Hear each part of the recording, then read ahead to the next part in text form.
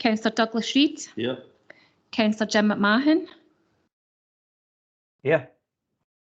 Councillor John McGee. Here. Councillor Tom Cook. Here. Councillor Ian Linton. Here. Councillor Fiona Campbell.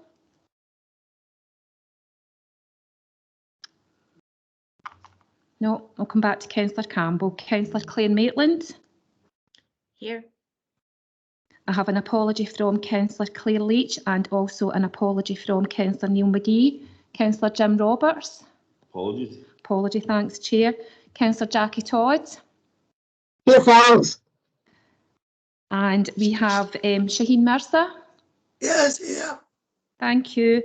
I have an apology from Babs Mowat. Do we have Reverend Dr. Alan Vint? Alan, you there? No. Ian Pettigrew? Ian, yeah, I think you're there. Jackie Livingston? Yes, I'm here. Thanks. And can I just check, Councillor Campbell, are you on the call? No, Yeah, not yet. I've just managed to get in, thanks. Oh, great. Thanks very much. Thanks, Chair. Okay, thanks, Christine. Okay, the next item is item 1, which is exclusion of the public. Don't know if we've got the press in today. Item 2 is declarations of interest. I don't know if there's any significant ones today. Maybe East Leisure Trust for East Ayrshire performs. Number of people there. Jim McMahon. Yeah, council representative on the visions. That's in the paper later on as well, Chair.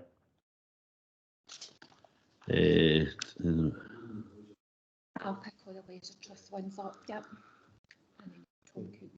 Tom. Thanks. I'm not sure whether it's the citizens' advice in relation to the multi-storey car park paper. I'm not really sure if it applies in this one, but just to cover it. I don't advise it to the Citizens Advice Bureau. If what it's worth through you, Chair, it's probably better to declare that, given that there is an interest there, but it's clearly non-significant and wouldn't require you to withdraw, Councillor Cook. Okay, thanks, David. Well, if that's the case, I'd have to do it for the credit union. So, and Jackie.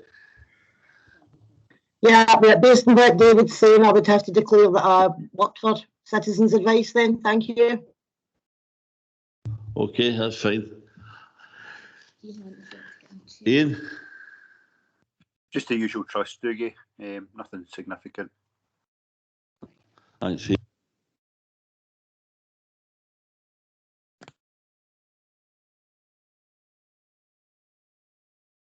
Okay, thanks, Christine. Good job you've got eyesight, you can see these things. Going to East Ayrshire Performs, item 3. Joe, you're going to present that. Thank you very much and good morning, members. And this is the first of this year's East Ayrshire Performs report. And the report before you today, I suppose, tells two stories. It tells the story of the management restructure that's taken place and was implemented earlier this month. And so in the finance part, you'll see that new structure recorded as you go through the report. Other elements of the report will be in the former structure, and that will be updated for subsequent parts of East Ayrshire Performance as we go through the year.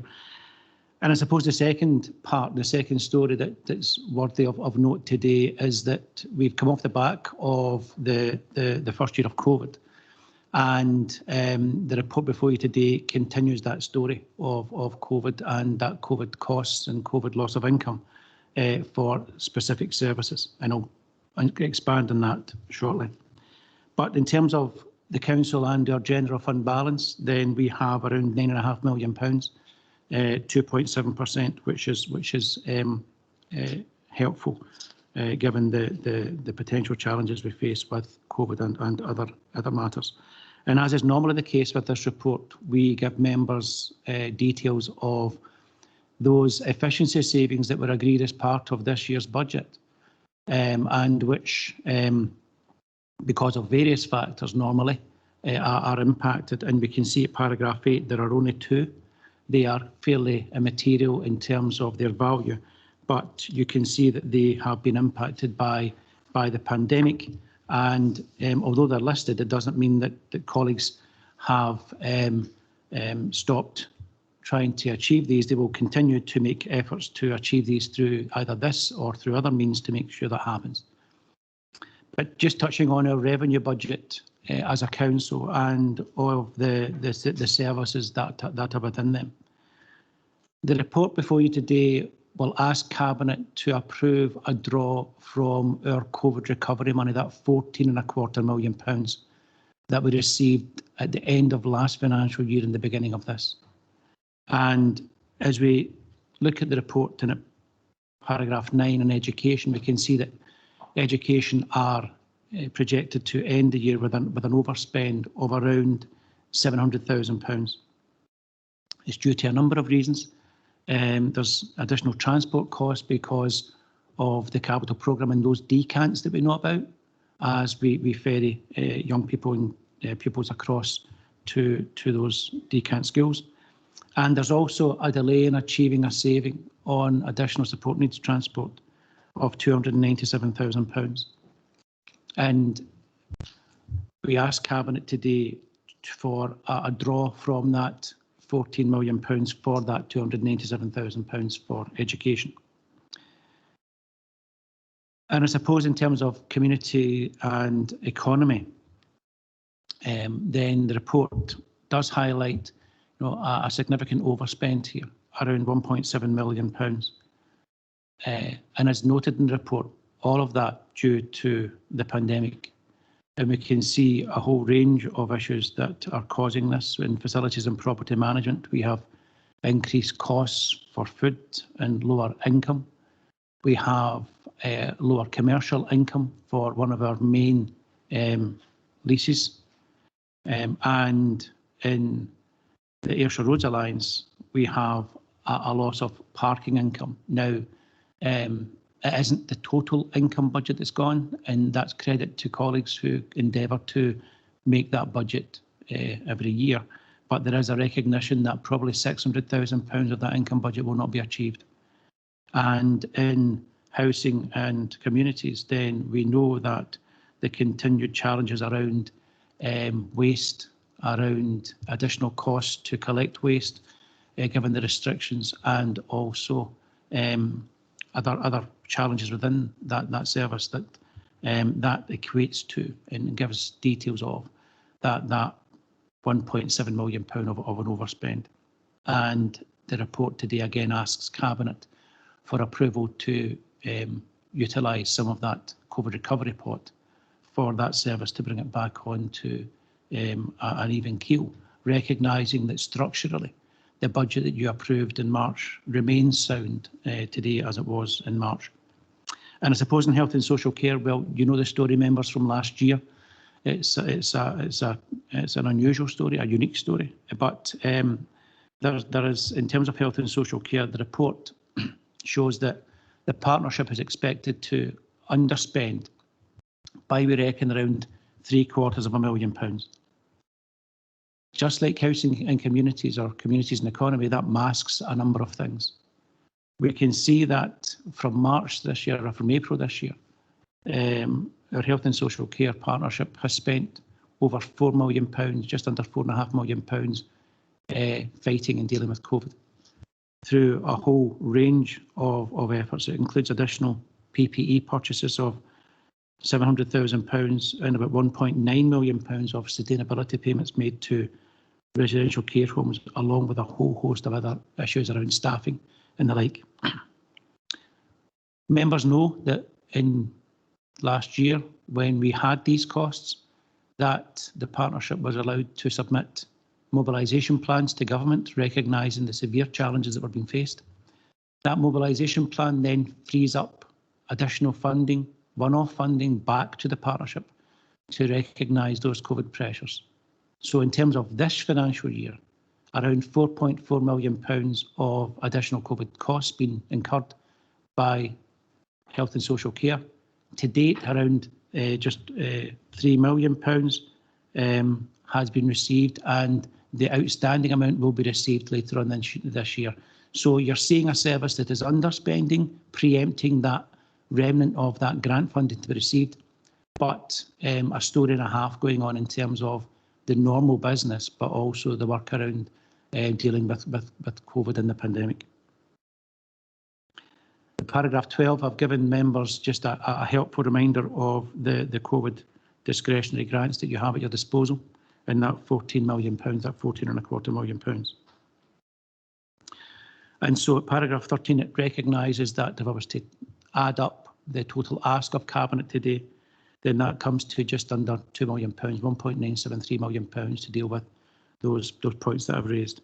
It would mean that in terms of that COVID recovery pot, £12.3 million would be remaining, and that's that's still a large and significant pot to allow members and to allow Cabinet the freedom to continue to deal with the many and varied aspects of the pandemic, not only on council services, but on the impact on individuals in our communities too.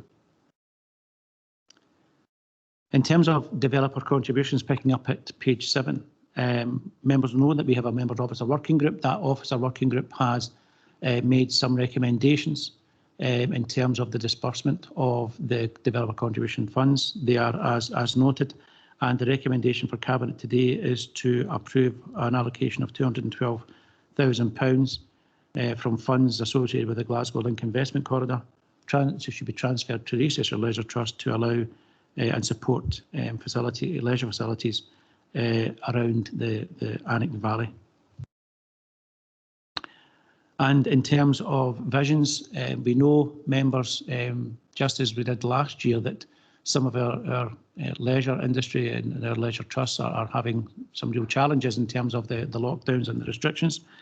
And the trustees of Visions Leisure have asked for some cash flow finance in terms of their own organisation. It's a small amount, £26,000. It will be provided by giving an advance of the grant that's due to be paid in the autumn this year, and Cabinet is asked to approve that. And in terms of the East Ayrshire Leisure Trust, members know that last year we asked for a letter of comfort, or the trustees asked for a letter of comfort via their auditor. That has been requested again this year. It places no burden on the council other than to assist with cash flow management if possible. I've spoken to the Chief Officer of the Trust. It is not envisaged that will be required, but it's a sign-off as part of their external audit of their annual accounts. Because the auditor signs the accounts in the September, then they need to look forward to the following year and to make sure that the going concern remains through to September 22. We're assured it will be, and so this letter of comfort just gives that assurance. We've also checked, as you would imagine, with our own external auditors, and they are content that can take place. And at paragraph 19, we recognise the work that Kilmarnock Football Club have undertaken in terms of the Remembrance Garden. There's a small gap in their funding to conclude that project of £15,000, and Cabinet again asked today to approve that utilisation of balances within finance and ICT. And in terms of the capital programme and the Kilmarnock bus station refurbishment, and I'm conscious that we'll talk more about this probably in the report to follow, but at paragraph 20 we note that the additional work encountered as part of that project has led to the final contract figure exceeding the tender by around £81,000. Chair, with your approval, I'll skip the people and health and safety section, conscious that will be dealt with throughout the report, but I would, at paragraph 28, members, just draw your attention to the corporate risk register. We know that this accompanies every version of this report. It's a process that executive management team of the council and also the corporate management team of the council spend time on.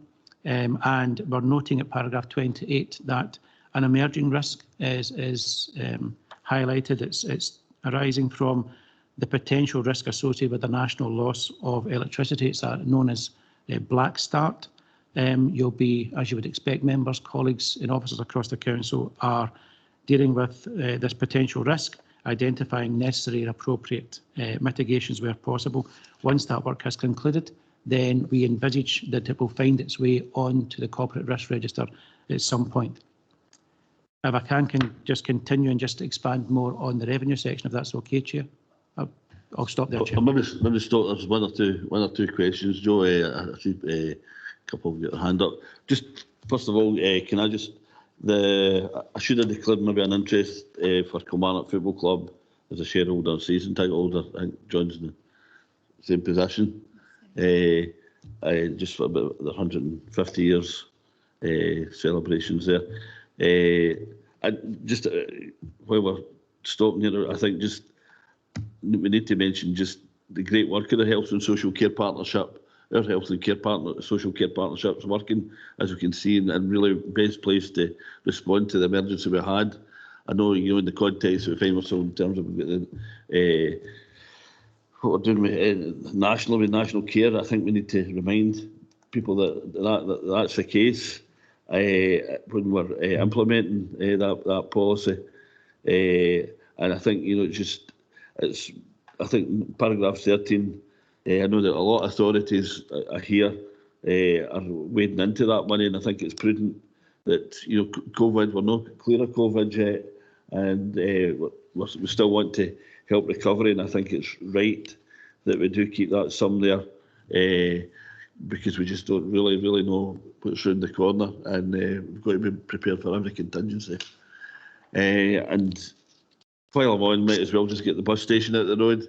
Just in terms of, I know there's been a bit of criticism about the seating that's at the bus station, and just looking to confirm that we will have conventional seating as well as that the controversial not quite seating resting bar, or whatever you want to call it.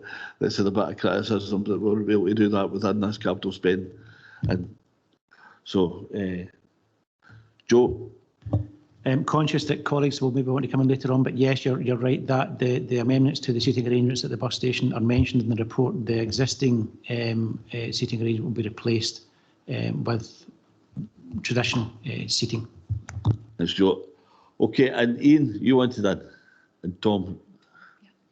Thanks, Dougie. It's just to go back to the parking revenue, Joe. I'm conscious that in a post-COVID world, the chances are that the parking income might not go back up to pre-COVID levels. I just wonder, what kind of contingency is it? Something that we can keep an eye on, because obviously if we're geared up for X income every year and that's not going to happen, I think we probably need to have a close look at just exactly what's going on in terms of the parking in East Ayrshire. Thank you, and through you, Chair. Absolutely, Councillor Linton. I mean, when you kind of distill the COVID impacts, there are some that were here last year that are not here this year. There are some that were here last year and are here this year, but will begin to fade out. Kids back at school, school meal income probably rising. We've got changes made to entitlement and universal free school meals that will kick in as well. Hopefully, with the restrictions, we'll be able to allow colleagues in housing and communities to go back to the normal way of working. But you're right, there are some aspects that will not go away that quickly, and I think parking falls into that category. I've had discussions with colleagues around that, and so the paper before you today, and we'll touch on it shortly, when it asks for that £2 million of draw, some are immediate and given, others are asked for and almost held in abeyance to see what the final position is, because we know that things will ebb and flow, but for parking, we know we have a bigger issue there, and that will be discussed. Well, it's being discussed with colleagues and will continue to be discussed to see whether or not that £1.4 million of an income budget will ever come back to its previous levels, and if not, what action we need to take as officers and recommendations to you at Cabinet and Council in order to adjust that budget where possible.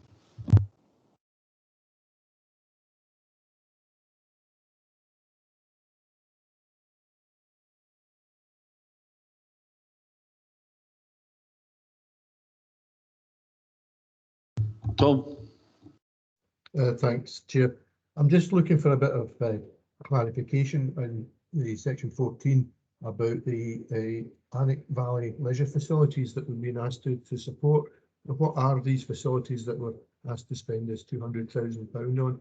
And just a point in relation to the risk register. I think the point about Black Start is very important at this particular time, as conventional power stations and nuclear stations have gone offline, and we're more reliant on smaller generation facilities, wind and solar, and it therefore increases the risk, I think, of a Black Start, of total failure of this electricity supply.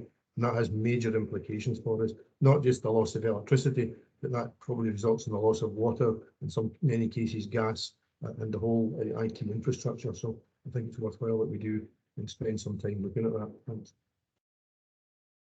Thanks, Tom. Yeah, Joe. Through you, Chair. Councillor Cook, I have details of how the funding was accumulated, but in terms of its dispersal, I don't have that details. So with your approval, I'll get that and I'll send it to members of Cabinet. Thanks, Joe. John. Aye, thanks, Chair.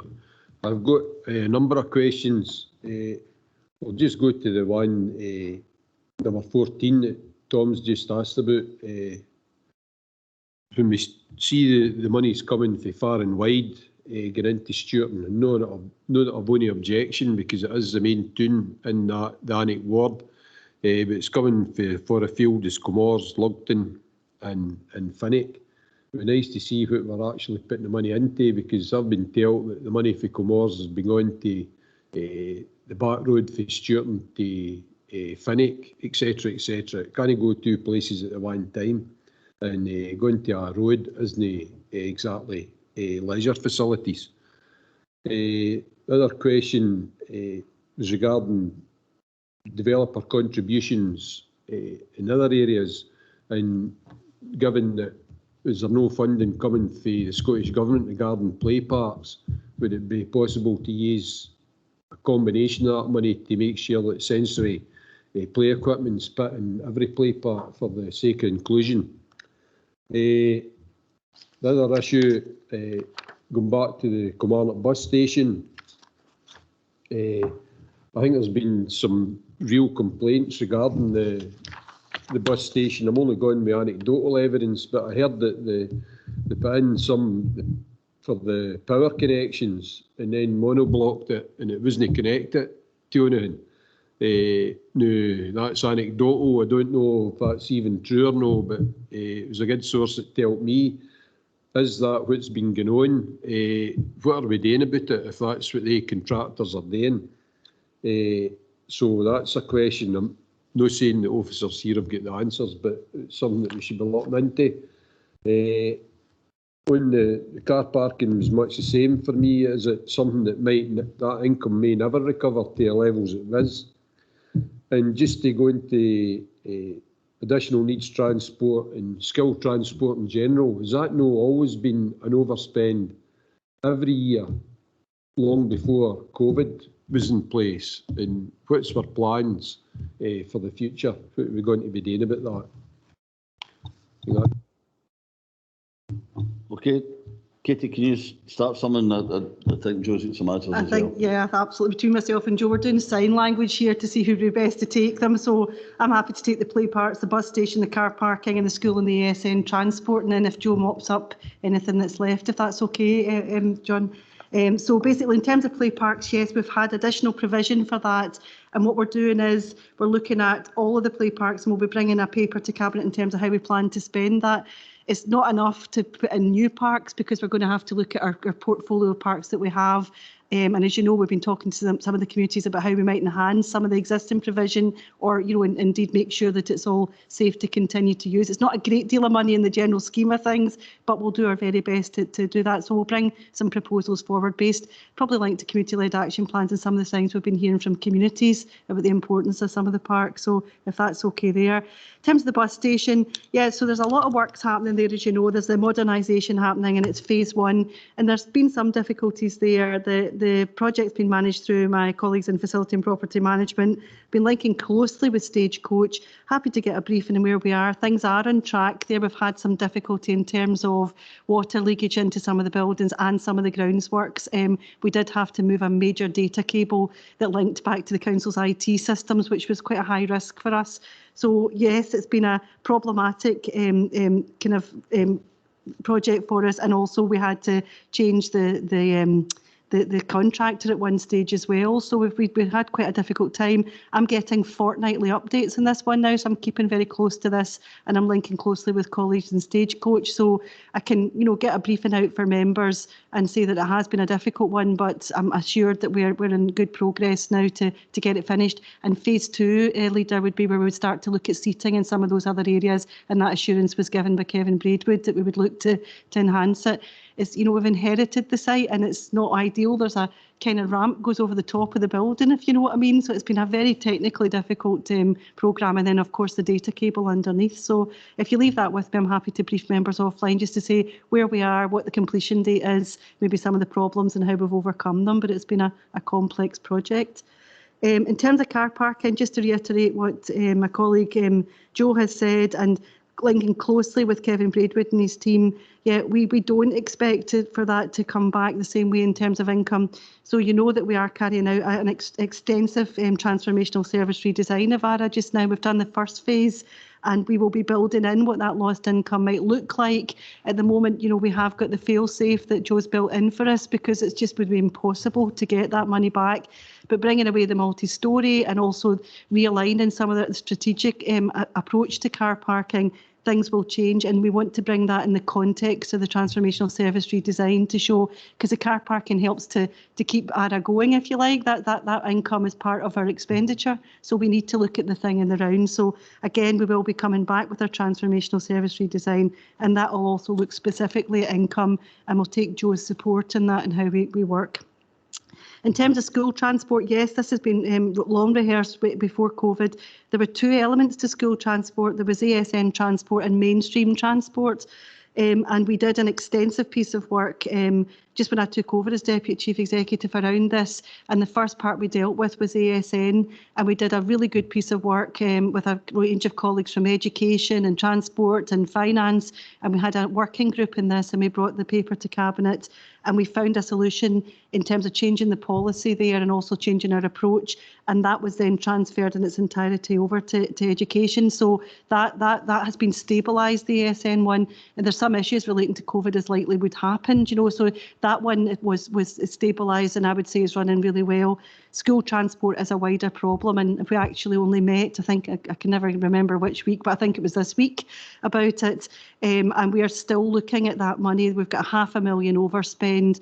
It is rising because of a whole range of things. School numbers are linked to it. It's quite hard to grab the tail of this one, but we have got a paper that we're developing. We've been developing it pre-COVID, and we were hoping to bring it, but because of COVID, we put it on ice because we were looking at other transport issues to make sure transport was safe. But we are looking at it, and it's going to be in the context of active travel. It's going to be in the context of also the announcement that young people can have free transport to mainstream transport. So things have changed since we were going to bring the paper. So those 2 different things have happened around net zero and the announcement from the government. So the paper is, I would say, 80% of the way there. It still needs some further analysis. So I've asked for further work to be done, and that's been taken on by Kevin Braidwood. And Joe and I are very close to this one. So we're working hard. We really want to try and solve this one, but it is a difficulty of growing demand, some historical pressures, and also then future pressures that are on it. So it is a complex one. And I can assure members that we hope to bring a paper, certainly this financial year. I'm hopeful before the end of the calendar year, but we need to make sure that we do our due diligence on it for you, because it does link to whether we give subsidised transport or not and what that looks like. So we want to give you the whole picture. So if you'll bear with us on that one, we are all over it. Thanks. I'll pass to Joe in case I missed anything.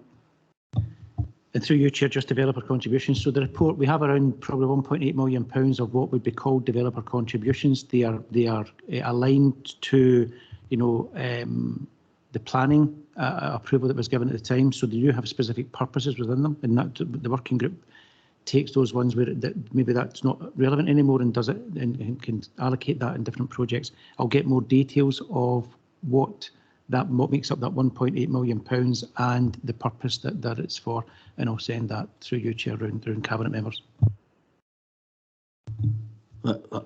Thanks, Joe. Just a wee supplementary on the multi-storey car park.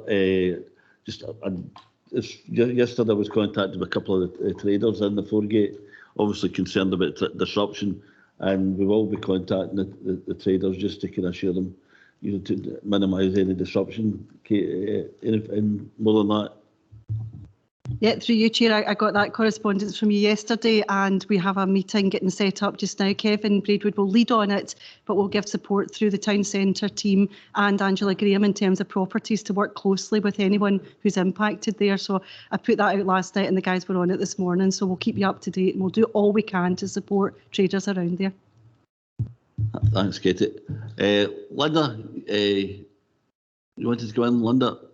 Yes, through you, Chair. Thank you very much. I just wanted to come in a little bit further on Katie's comments in reference to your questions, Councillor McGee. I just wanted to add a couple of very brief things.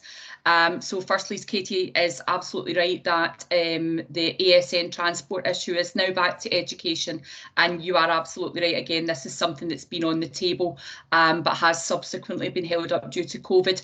I would just remind members that we do have a paper coming to you on specialist redesign in terms of a real big future aim that Cabinet have already signed off on in respect of inclusion, and that would entail that our young people, clearly where appropriate, colleagues, are educated in their own communities rather than being, as they are at the moment in a lot of cases, transported to other centres to provide the type of education that they require. So that would be the first thing. And I think the other bit there, Councillor McGee, was just the reminder that Joe had put in that a lot of these transport overspends were actually, they're attributed to education, but they are due to decants that are linked to the capital programme to the tune of around about 400,000. So because of the succession of decants that we have, clearly using Kirkstyle, that's another contributory factor. But I will be back at Cabinet very soon with the paper on specialist redesign, colleagues. Thanks very much, Councillor McGee. Thanks, Linda. Okay, John. No, thanks for all that information. Just going back to the multi-storey, I see a bit in the paper where we still get some of the roads team in the multi-storey. I thought they'd all moved to the Johnny Walker bond. Or is it still just the remnants that are left at the multi-storey? Kevin, if you're there. I know we've got a paper coming, I jumped in on that one myself. But Kevin? Through you, Chair, we're working with colleagues in FNPM to relocate the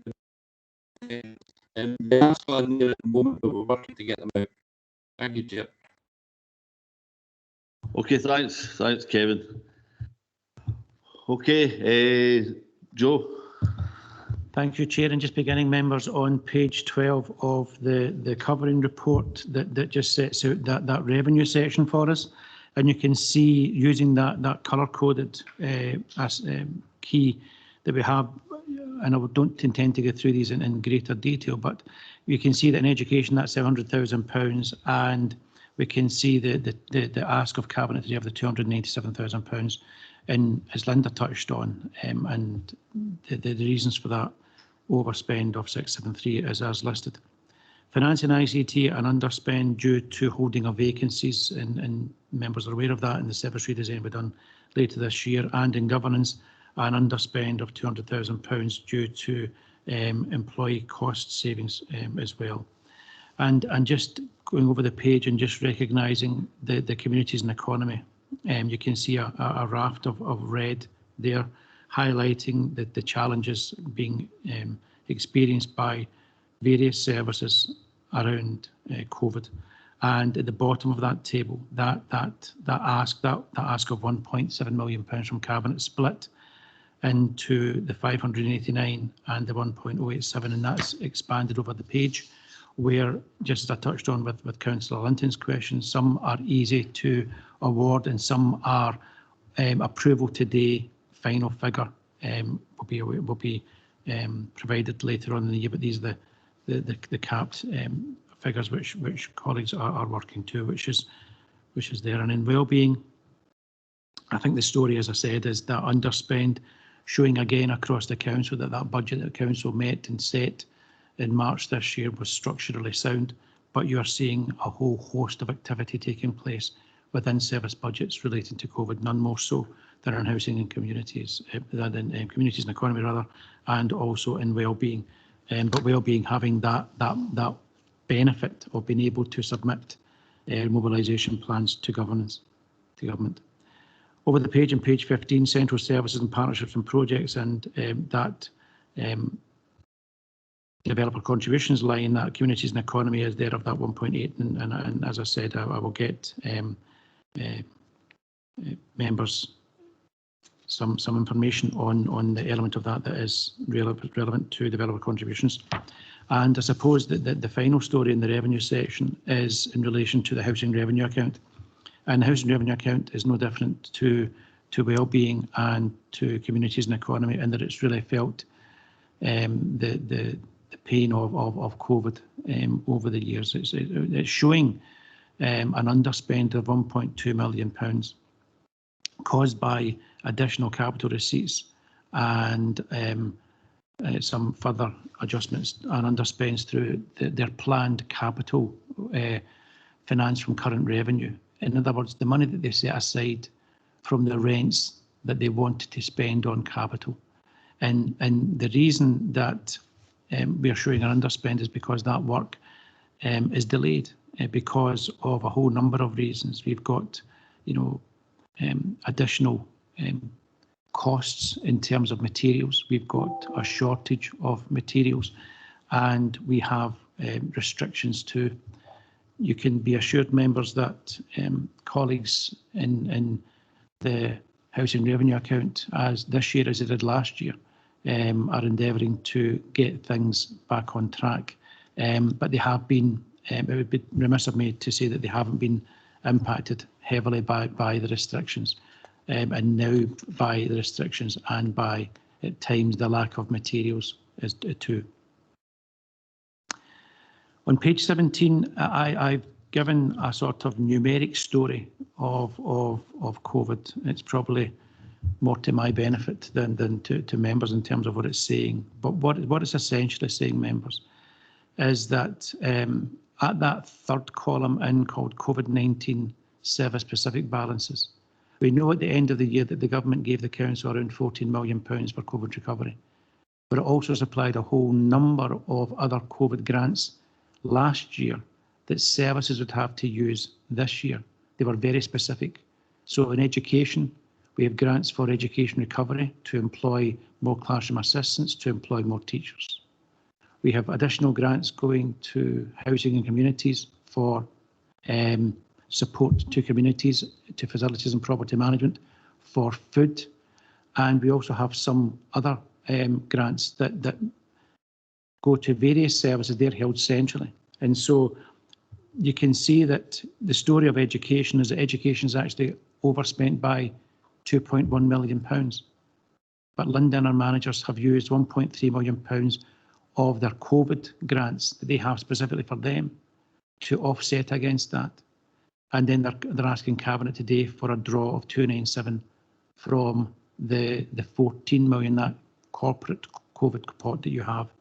And this story will continue throughout the year as services utilise those COVID pots. So it's kind of the same story as last year, but the answer is provided more locally because services now have those pots to hand, whereas last year we waited for the grants to come in. But I think that the message from today's report is that COVID is alive and well and hitting our services as it did last year. And we'll manage that process. We'll utilise those fundings, and as always, members, will keep you updated of all developments. Thanks very much, Joe, for that. Anyone else want to come in? No. Carry on. So alternative delivery models, and this is where we set out the financial plans and the financial outturns for the Ayrshire Roads Alliance and for the Leisure Trust. And you can see at the analysis for Ayrshire Roads Alliance that we have an underspend, as we had last year too, on that strategic delivery element, and that's caused by vacant posts and some reduced insurance cost savings relating to South Ayrshire. In East, we have an overspend of £300,000, and in South, we have an underspend of 143. I suppose the story to tell here is that in South Ayrshire Council, they have given their side of ARA the compensatory adjustment for the loss of parking income. We're doing that today. So moving forward, we'll bring both sides of the local delivery models into balance. But you can see there that it's parking income predominantly for East Ayrshire of around £600,000. But you can see the work that, you know, is the service has an under recovery of income of £600,000, but an overspend of £300,000. It shows the work that Kevin and the team are doing to bring that back in line using whatever means possible. Over the page, and just touching briefly on the capital projects, we can see the bus station is listed here, and we're noting here that as a result of feedback received on the suitability of the perch style benches, that it's been agreed that these were replaced and that the existing benches will be used elsewhere within the station. And in terms of the East Ayrshire Leisure Trust, we note the remarkable work that the Trust did last year in terms of managing their journey through COVID. That continues in some parts of the Trust this year, predominantly around that sports and leisure, where the restrictions that were in at the start of the year are now off, but we have some remnants and some legacy issues in terms of income. It's showing a projection that it would overspend by £294,000. Bob McCulloch and I have spoken. We have regular meetings with Annika and her management team, and we're confident that the Annika and the team will make every effort possible to bring that back online as they did last year, by utilising all the levers at their disposal to do so. And just touching on Treasury, members, the report shows that the debt portfolio is around £396 million. It shows the percentage of that that's with the Public Works Loan Board, and in other words, fixed in terms of its interest rate, and it gives the average interest rates for the other loans there. And just touching on the investments of around £37 million, as you would imagine, are invested across a range of counterparties. The interest rate is 0.1%. And members, I know that you're expecting to see the Treasury Management Report coming up, and it's going to Council in the next few months. We know that the reserve levels are much higher than £37 million, and so we're taking the opportunity to use our own money for our capital programme rather than borrowing, and doing that through the prudency of the Treasury Management Strategy. But as members know, there'll be some requirement at some point in the future to borrow, and as always, we'll let members know when that takes place. With your approval, Chair, I'll stop there, and as always, happy to take any questions.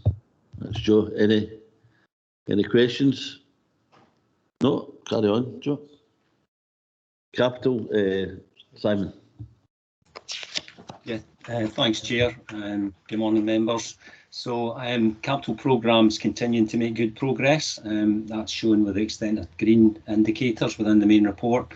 So I wasn't going to go through the report on every project in great detail, but I'll give you an update on a selection of projects in relation to their stage of development. Projects that have recently been handed over include the speculative units at Moorfield, which were completed during August, and refurbishment works at Auchinleck and Fenwick Early Childhood Centres. Projects currently on site include the Dean Castle Restoration Project, which is making good progress, the Central Distribution Kitchen in Kilmarnock, where works are almost complete and handover scheduled for later this month, and refurbishment and extension to Crosshouse Primary and Communication Centre, which is progressing well but facing some challenges around the supply of materials due to current market conditions. Projects due on site soon include a number of new build housing developments as part of the SHIP programme. The new build Netherthurd Primary School, where the contract's now been awarded and site set-up works have commenced this week ahead of the main construction works. And at Dunlop Early Childhood Centre, the enabling culvert works contract is also due to commence this month, with the early years new build anticipated to start in January next year. Projects in development include the Doon Valley Community Campus, where a series of key stakeholder workshops are currently being undertaken. And we have the projects linked to the Ayrshire Growth Deal, including the Core project, where Stage 3 concept design proposals are being developed, and Moorfield Phase 3 with further site investigation works due to commence in the near future. So that's just a quick update on some of the key points. Chair, happy to answer any questions on these projects or any others within the report. Thank you. Good. Thanks, Simon. Good to see in terms of the replacement trees at Lonehead. I take it that's imminent, and the school will be involved with that as well. Simon? Yeah. Yeah, thanks, Chair. Yes, so the designs have been developed in consultation with our colleagues in planning and the council's arboriculturist. We've shared those with the school and the parent council, and we're just waiting on a bit of feedback before we finalise the planning application to formalise that and proceed with the replanting works in the autumn. I know the local members, and that includes Ward 3 and 4, have been asking about that, so it may be helpful to share with the local members if there are plans available, Simon, that would be helpful. Certainly, I'll do that, Chair. Thanks. Tom? Thanks, Chair. It's not actually a question about any of the projects, just in relation to the risk indications down the side, maybe. If you could include in future just an update again to remind us what the actual numbers relate to in terms of risk. Yeah, thanks, Chair. So the colour is obviously red, amber, green in terms of any issues that the projects face. The numbers relate to the stage of development that the project's at. So right at the end of the capital section, there's a key that there's a key that kind of identifies the RIBA plan at work stage, which kind of references the position that the project's at. Sorry, Chair, I missed that further on. Yeah. I hadn't found that, thanks. Okay, thanks, Tom. Yeah. Page 29, as I've just tell me right here. Fiona? Thanks, Dougie. I just got a wee complimentary comment, and I was going to ask a question about the Lonehead trees as well. Although I think you got in before me there, Dougie. I just want to say I think we can take great pride, Simon, in the capital programme. The investment in our school estate and the delivery of projects such as the Barney Campus and Lonehead Primary and ECC, which I really look forward to seeing once or if ever COVID improves. This, along with the numerous future refurbishment projects and also the delivery of the early years programme, I think all of this done in such challenging times is extremely commendable. And I would just like to thank everyone involved in this.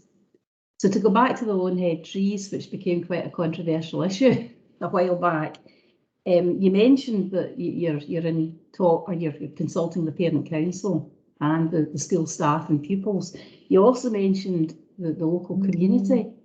I just wondered how you were going about, involving the local community in the tree planting programme. Thanks.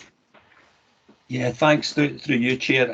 I see that the main report does make reference to having been shared with the local community. In actual fact, at this stage, we've only shared it with the school and the parent council, and then once we're clearer on what that scheme will potentially be in terms of a planning application, we intended to kind of widen that consultation and information to the wider community. Okay, that's fine. Thanks, Simon. I think it'd be a good idea to try and involve the local community, because some of them were quite riled up about the tree issue. Thanks, Fiona. Do you want to come in here before I bring John in? Thank you, Chair. It's just to give an update on Galston, if I can, if that's okay, and just conscious that that's recorded on page 28. what was the local office is, and the previous decision by Cabinet was that in very early 2019, that the refurbishment of the local office and a speculative unit would take place. It's just to give members an update. I am the lead for this project, and it's in terms of that speculative unit. I've had discussions with the Community Council, with the Development Trust, and also with local ward members. And as you would imagine, Chair, I've taken the opportunity to almost review that previous decision on the speculative unit, which, given what's happened in terms of COVID, but also other changes to high streets, with colleagues, I'm reviewing what that is and whether or not that is still a proper and speculative unit that would be there, given the changes that are taking place. As is noted in the report, once that review is concluded, certainly board members and local community groups will be kept abreast, but certainly a decision back here in a later version of this report here. Thanks, Joe. Simon, you come on to page 26 because there's a couple of questions there in terms of capital. You covered that. It was just to say in terms of the, I mentioned the, excuse me, the Town Centre Regeneration Fund, we're calling here the Mother Kid Building, or it's no longer there, it's the working title, St Margaret's Square. I know there's an event on the 18th of September. It's open to the public to see what the different alternative schemes are. It's maybe just to make that, to know that for everybody at this junction. And also, just slightly further down, the Moorfield Park industrial units. I visited that with the Chief Executive and the Head of Economy, David McDowell, and really impressed at how quickly these have been occupied, and the number of people that we're actually employing out there, and the need that we need to go to one, see if there's any scope for putting any additional units in that phase 2, and I think going quickly to the next phase of Moorfield, because it is bringing jobs and training opportunities to the community quite significantly, and that's something that we would like to encourage. Okay. Is that another hand up? No. Okay. John, back to John. Sorry. Thanks, Chair. Just going to Stuart Academy in Nether Third and talking about bringing the budget back in line. I just wondering sometimes, as the original budget, again, we're restricted in money terms, I understand that. But sometimes is the original budget adequate in the first place? When I look at Stuarton and the number of houses that have been built, and the influx of people coming into Stuarton, and likewise if we go into Kilmarnock, and the house building all the way towards Crusoe Hospital, I think it must put a lot of our schools under pressure, and we've already seen what we're going to have today, Grange Academy. We've seen what we've had today. We've had to intervene 2 or 3 times in the local primary school because of the growth in numbers up there. So I was just wondering, is it the case that the budget is correct for some of our schools in the first place? Thank you. Thanks, John. I would agree with that, and I think we need seriously to start looking at developer contributions to help some of these projects in terms of capital. Simon, I don't know if you want to comment or Linda's come in. Sorry. Yeah, thanks for that, Councillor McGee. That's actually an ongoing concern, as you know, given the expansion at Grange and indeed the Dunlop issues that you refer to. There is a group at the moment, Councillor McGee, while it's not looking specifically at budget, that would be the first thing I would say. What we are doing is having a very long look at developer contributions in the same way mentioned earlier in this meeting today, with particular reference to growth in, for example, the Fardale Hill area. So myself and colleagues from planning and FPM the new schools team have a further workshop on this next week, but we've also got the statisticians involved in terms of how many young people that will bring, in terms of a previous request from yourself, Leader, to look at the sort of science, the omniscience behind all of that in terms of number of projections. And I think that in turn will begin to influence budget. So I think it's a great point, Councillor McGee, but just for the reassurance of Cabinet, I would say there's ongoing discussions on that following the remit to us from Cabinet previously to take a long, strong look at that one. Thanks, Linda. Tom, then Simon. Yeah, thanks. Just on page 26, it refers to the Creative Industries Hub, which is the White Tile building. It's talking about finding an interim use for it. Do we, I thought what we were looking for was a permanent use for it rather than an interim use for it. So maybe we could get clarification on that. Thanks, Tom. Simon? Yeah, thanks, Chair. Just to, through you, to answer Councillor Cook's, or try and answer Councillor Cook's question in the first instance. So there's an RCGF funding bid being prepared for the White Tile building, I understand, the Creative Industries Hub, and that will take obviously some time to process and hopefully achieve funding, and it's to try and breathe a bit of life into the building in the interim and find some areas of it that could be repurposed and reused. I would need to kind of go back to my team just to get a wee bit more detail around about that, but I can get that and provide it to members of Cabinet, Chair. So hopefully that answers a bit of a question around about the Creative Industries Hub. Just going back to the point that Councillor McGee made around about the budgets, and it is a challenge. Obviously there's the impact of house building that Linda's touched on, but the other challenges are significant in terms of where we find ourselves with market conditions just now. The rates of inflation are difficult to predict. It's hard to predict at the outset of a project just what other impacts might have to be catered for, one being climate change and the implications of that we're going to have to try and weave into future projects. So it's difficult to set a budget at the outset and be confident it's going to cater for the eventual scope of what that project will be.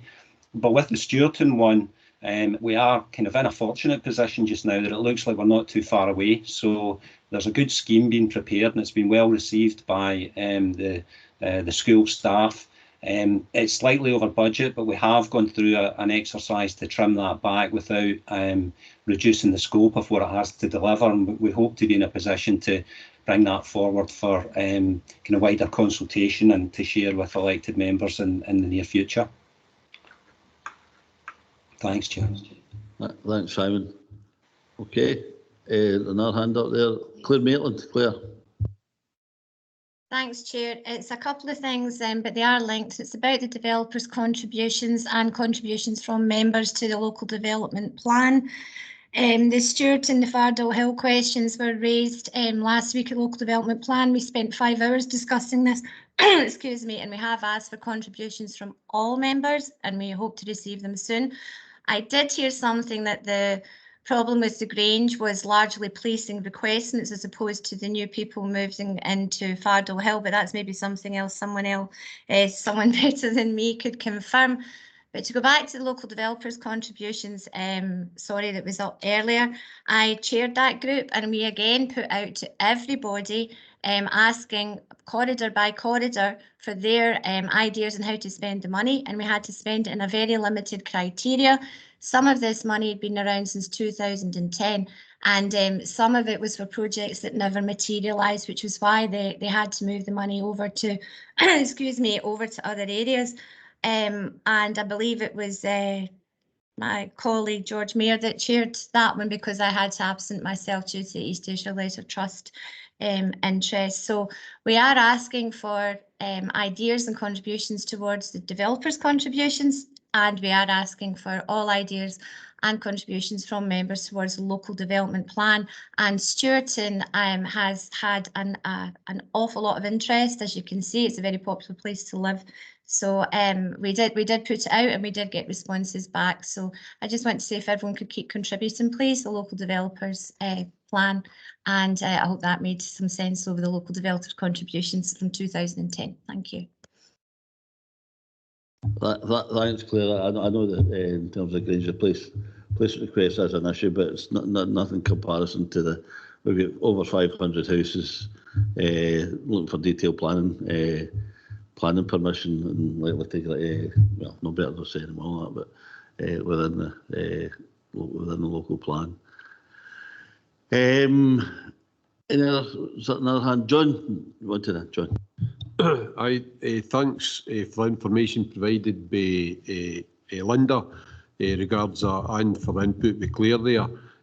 Just wondering, I remember sitting in I can't remember which school it was, a number of years ago when we had the council meeting, and I'm hoping that the science for getting the number of kids that's going to come for all these uses has improved since that time. I'm not sure that it has, but I think that was one of our real concerns, was that it is a difficult science, I suppose, to accurately predict. But I don't think we ever felt that we were getting accurate predictions. Thanks.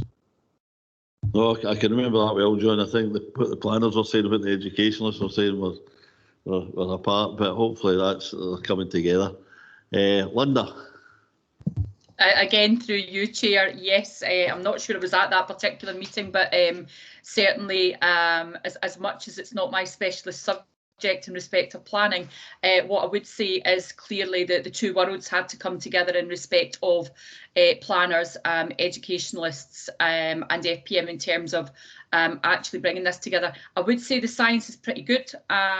We have developed a new model, and it is it's projecting within a pretty good degree of accuracy. The one part we cannot project, so I would like to be really clear on this, is in respect of ESN, and I'm sure without going into any explanation everyone would understand why. There is no science around projection for complex and severe ESN, nor lesser ASN issues. So in terms of the science, we have multipliers at our fingertips that we've discussed with the planners. I've been in, I think, about 5 meetings now. What I don't know about planning, you feel free to bring me to another meeting on that now. I learned quite a bit, but certainly Councillor McGee, for reassurance, the multipliers that we have for primary and secondary are working well, and we feel able to apply them to the new developments, particularly the ones the leader makes reference to in the Fardale Hill area, given the size of same. Thanks, Linda. There's another hand. No, sorry, hand. So, Amanda, with people. Thanks, Chair. Morning, members. Over the summer, we've carried out a review of the people pages and made some additions to it, which I hope members will find helpful. People pages start on page 31 with our absence statistics, noting that the table at the top shows 3.11 work days lost per employee. This is up 1.57, just over doubled in the same period last year. Also noting down at the bottom table on the same page that all categories of absence, both short-term and long-term, are up from last year. We're worth noting this is related to COVID. The same period last year they were particularly low as we were in lockdown. Over the page on page 32 shows our welfare support for employees. Again, a sort of similar picture that you would expect with last year's COVID effects when you'd make the comparison. The occupational health appointments have increased, although we've seen some drop in both our physio and counselling appointments. Up until very recently, they had continued only to be online, but we've now got a more blended approach where it's more appropriate for employees to come in and do face-to-face. So that's been assessed as a triage system, and we think we'll see an increase in the uptake from there. Page 33, so halfway down the page, is the workforce plan key performance areas. Members will note that over the last quarter, we've increased by 99 employees, made up by an increase of 157 permanent employees and a decrease of 58 temporary employees. When you compare the figures to that of like 12 months ago, it shows an increase of 595. So to put that into context, we've changed the way that we collate the data. We've made sure it aligns with the financial periods, and we've also made sure that it includes the casual workers that are working through that period. So at the 595, 382 equates to casual workers working in that period of time. Over the page, page 34 at the top table, again the FTE, a similar picture, an increase of 450.28, and of that 308.19 is the full-time equivalent of the casual workers working during that period of time.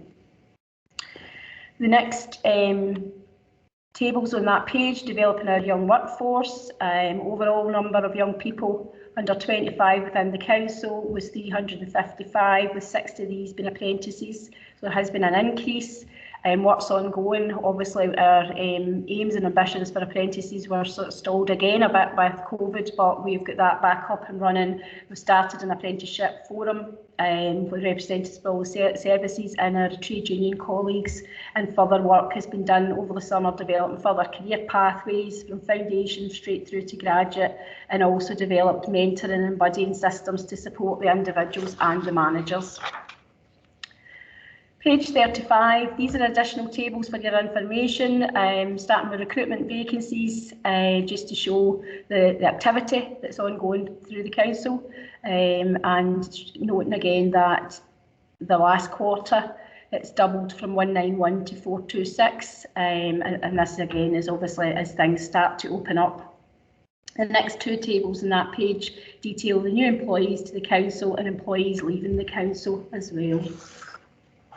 And finally, over the page on page 36, we've added in some key facts from our organisational development team, noting number of employees through the face experience, coaching and the spaces for listening, and also giving some quotes that we've had for individual employees. Thanks, Chair. Happy to take any questions. Thanks, Amanda. Any questions, John?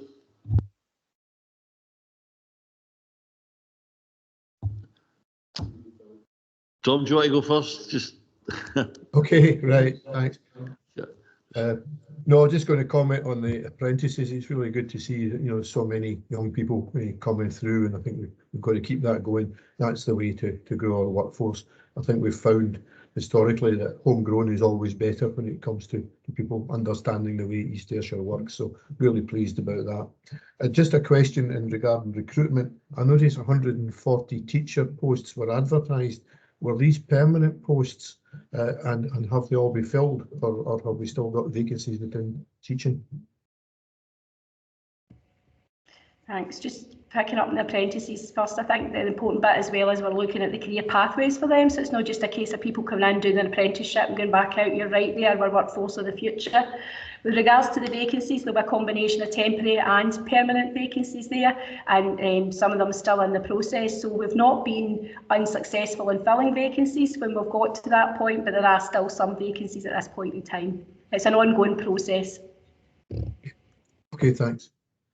Thanks, Tom. No, absolutely. Apprentices key priority for us, and I think we're spending more than ever in terms of that. And Amanda's absolutely right in terms of career pathways. It's absolutely right. It's building the workforce for the future, and absolutely homegrown is best.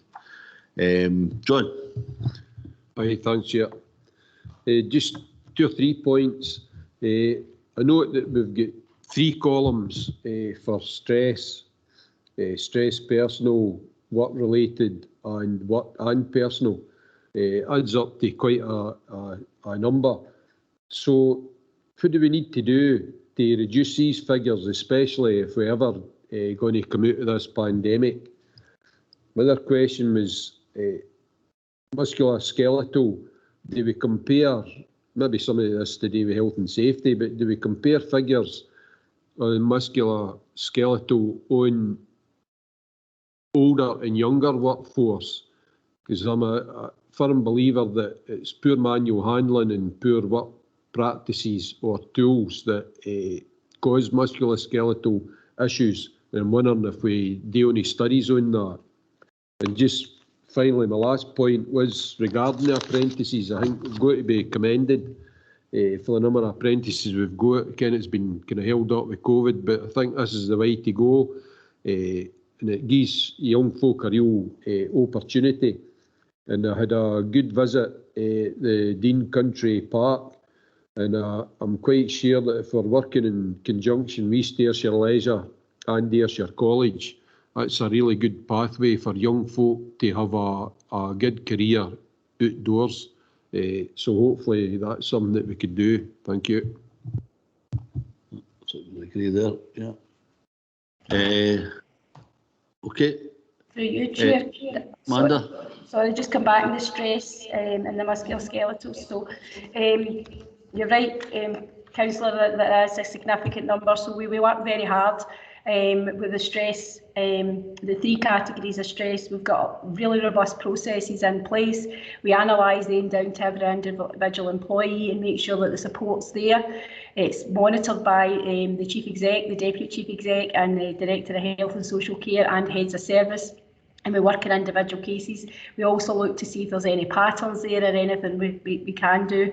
Work closely, obviously, with our health and safety colleagues to make sure the stress risk assessments are done. And it's just something that we need to keep on topping and always open to other ways that we can improve how we do that.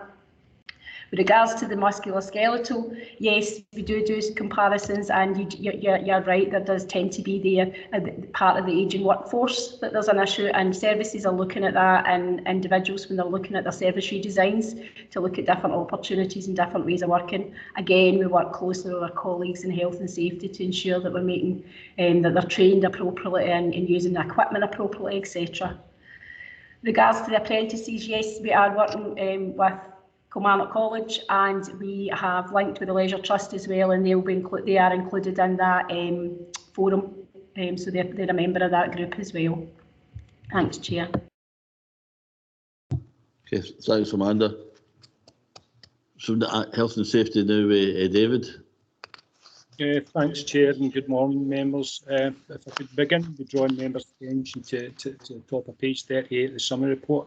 There's 613 non-reportable incidents reported to Health and Safety section. That's an increase of 474 incidents when compared with the same page last year.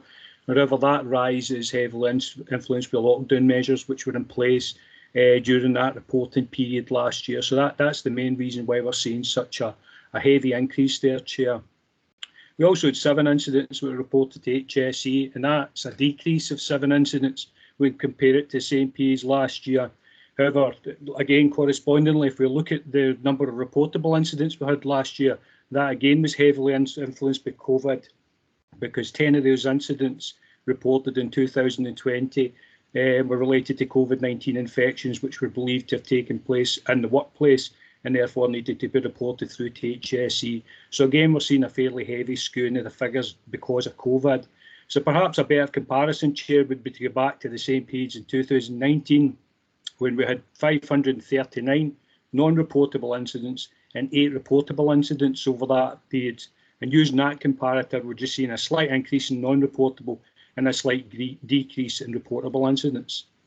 Within page 8 of the covering report, members will note that there have been 1,673 unannounced inspections recorded, and these inspections, as I've said before, continue to support, promote the strong safety culture right across our higher risk activities, such as roads, construction and building refurbishment projects, to name just a few, Chair. My team continues to undertake COVID safety inspections of our buildings and our depots, as they've done right throughout this pandemic. And members will note on page 9 of the covering report that the Health and Safety Executive carried out 2 separate visits to our Western Road depot, and no further recommendations or action required, which provides us with reassurance that our management arrangements remain robust. Just a short summary there, Chair, and I'd be happy to take any questions in the report. Thanks, David. Any questions for David under health and safety? No? Over to Joe with business briefings. Thank you, Chair and members. The business briefings are a series of indicators that colleagues and services would wish to present in Cabinet today.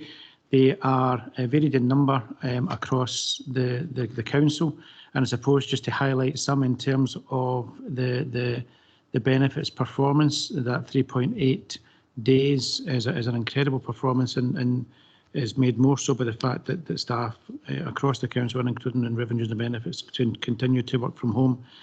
In terms of business advice requests, we see that that is within target, and that's noting here that all business requests and supports are being dealt with quickly. But it is recognising here that, as you would imagine, that the scale and the complexity of these cases is a challenge at times. But again, testimony to the staff and the economic advisors who continue to work to support our local businesses at this time. Over the page, at page 43, we see a raft of indicators all on target. We note the average days to relet properties. It was mentioned at the previous Cabinet, and I suppose with this, it's a bit like COVID. It tells a story, and that we have some areas where the performance in terms of relet is different from other areas. What it does show, though, is that despite being impacted by supply chain issues and the loss of resource through isolation and through illness, that there are some areas of the Council where performance is exceptionally good. And we note here as well that despite all those challenges, that in some areas there's been some really success stories in terms of those significant long-term voids that have had absolutely no demand over the years that have been re-let recently too. And the community larders on page 45 continues to give details of the extent of the support provided by the community larders, the tons of wood, and the service that we continue to provide to support our communities. And on page 46, delayed discharge continues to be within target. And in terms of the number of looked after and accommodated children and young people, there's a slight dip here from 382 to 404 children looked after. The paper notes that this is due to delays within the Scottish Children's Reporters Administration annual review and impacted by COVID. But as you would imagine and expect, members, colleagues are continuing to endeavour to support those children and colleagues elsewhere. If I can, with your approval, Chair, just move on to complaints, and we note that at page 48 that the procedure changed at the start of the year, and we've taken on board the change that the Scottish Public Services Ombudsman made to their own complaints handling process. Ours now mirror that. We now have a new category, a new resolved category that provides some further information to members here today. And at the same time, it also provides information on the outcome and on the learning for colleagues and services from those complaints. In terms of the report before you, in terms of Q1, 51 complaints were received. This is up significantly from the same period last year. The table shows those at stage 1, stage 2, and those escalated. And we can see that of those 33 that were closed at stage 1, 3 were fully upheld, 5 partially upheld, and 25 not upheld. And you can see as well over the page that, it's remaining on page 48, those improvement actions that you've heard colleagues speak about beginning to come through to this report, which is really heartening to see. And over the page, you can see our performance in terms of dealing with those complaints. 4.7 days last year to deal with stage 1, that's 6.2, so slightly up, and the same slightly up for stage 2 complaints too. And colleagues across the Council continue to monitor these carefully to make sure that they're remedied and resolved as quickly as possible. And with your approval, Chair, and just moving on, I'll stop there, Chair, if that's okay, conscious of there's a question. Thanks, Joe. No, just thanks for the report. And just to go back to maybe the business briefing, I think just looking at these statistics from our own catering service and the community larder, how much food that we've managed to get out the door, one way in one form or other, through with our partners and ourselves. Ourselves with our in-house catering service, 670,000 meals to those children and 203,000 to those experiencing food insecurity, as well as a number of Easter and Christmas food boxes, etc. I think we're heading to 1 million meals, into a community like East Ayrshire. That's an incredible figure, absolutely incredible figure. And also working with communities. I mean, most of us wouldn't know what 139,000 tonnes of food would look like, but as a result, we're able to prevent, a significant part of that going to landfill, which is absolutely good quality food, which in this day and age is something as a society that we should be really try to prevent post-COVID, if we ever get to post-COVID. And I think we need to work in this good practice here to keep this going and look at a strategy, as we get out of COVID and after COVID, because it's a really great bit of work. And just thank our communities and indeed our own in-house service for being able to do this. And just the other wee things there, the East Ayrshire gift card, we're one of the first in Scotland to do that. And that's helped a number of our businesses and the community.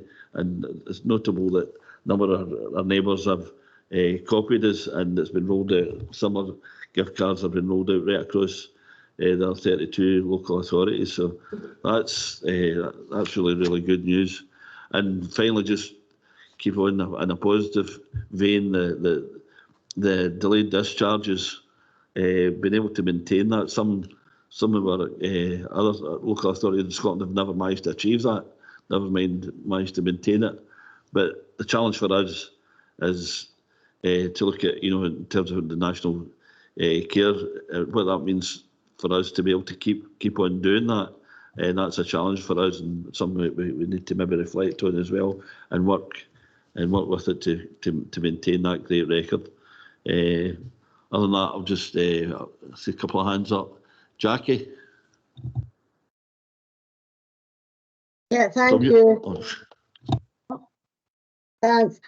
Joe, a couple of questions, right? The average days to re-elect in page 44. Am I reading this right, that there seems to be quite a significant difference in re-electing in Cumbernauld Valleys compared to the rest? And if so, why? Why does it seem to take longer? The catering services, I would just reiterate what the chair has said, it's an absolutely amazing achievement.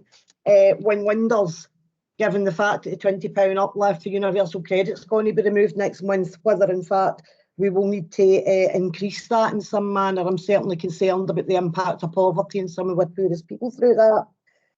In terms of the way forward, I think the purchase of IT to allow the food larders to communicate is an absolutely great idea. And the only other question I've got is about the mobile larder van, which is a great initiative, but I wonder if we're going to make sure that it ties in and be like an electric vehicle. Thanks. Thanks very much, Jackie. I think I was up in the north west centre on Monday night, and that was one of the things, talking to some folk that run the food larder, and one of the things positive is that the 13 communities and the 13 larders are talking to one another. And where there's a shortfall, that's a really good thing. We need to keep that up. In terms of relets and the food, Katie, do you want to take that? Thanks to you, Chair. Yeah, in terms of the days to relate, Councillor Todd, there's different kind of housing needs and demand across East Ayrshire. It's kind of two different areas, and the Kilmarnock and Loudon area and the Cumnock and Doon. And as you know, as part of our housing asset management framework, what we've tried to do is address some of those issues where we had long-term voids, and we've looked to take some houses away, but we've looked to rebuild in other places as well. So it's traditionally been the case that it's been harder to let some properties in the Cumnock and Doon Valley area because the demand is a bit less, so that the waiting lists are less, and that's just to do with the population there. It's to do with what they call the housing market area. This picture that we're seeing here is quite complex. It's to do with a range of different things. So if we have one house, for example, remember I took on a house and there were some houses that hadn't been let for 3, 4, 5 years, and that skews those figures. So when you re-let one of them, it looks worse, if you know what I mean. So it comes back into the figures. So that's why we try to break it down. So in normal times, non-COVID times, those figures are challenging in some areas in East Ayrshire, but the House and Asset Management Framework, as you'll see at Cabinet in November, has started to reduce that kind of deficit there.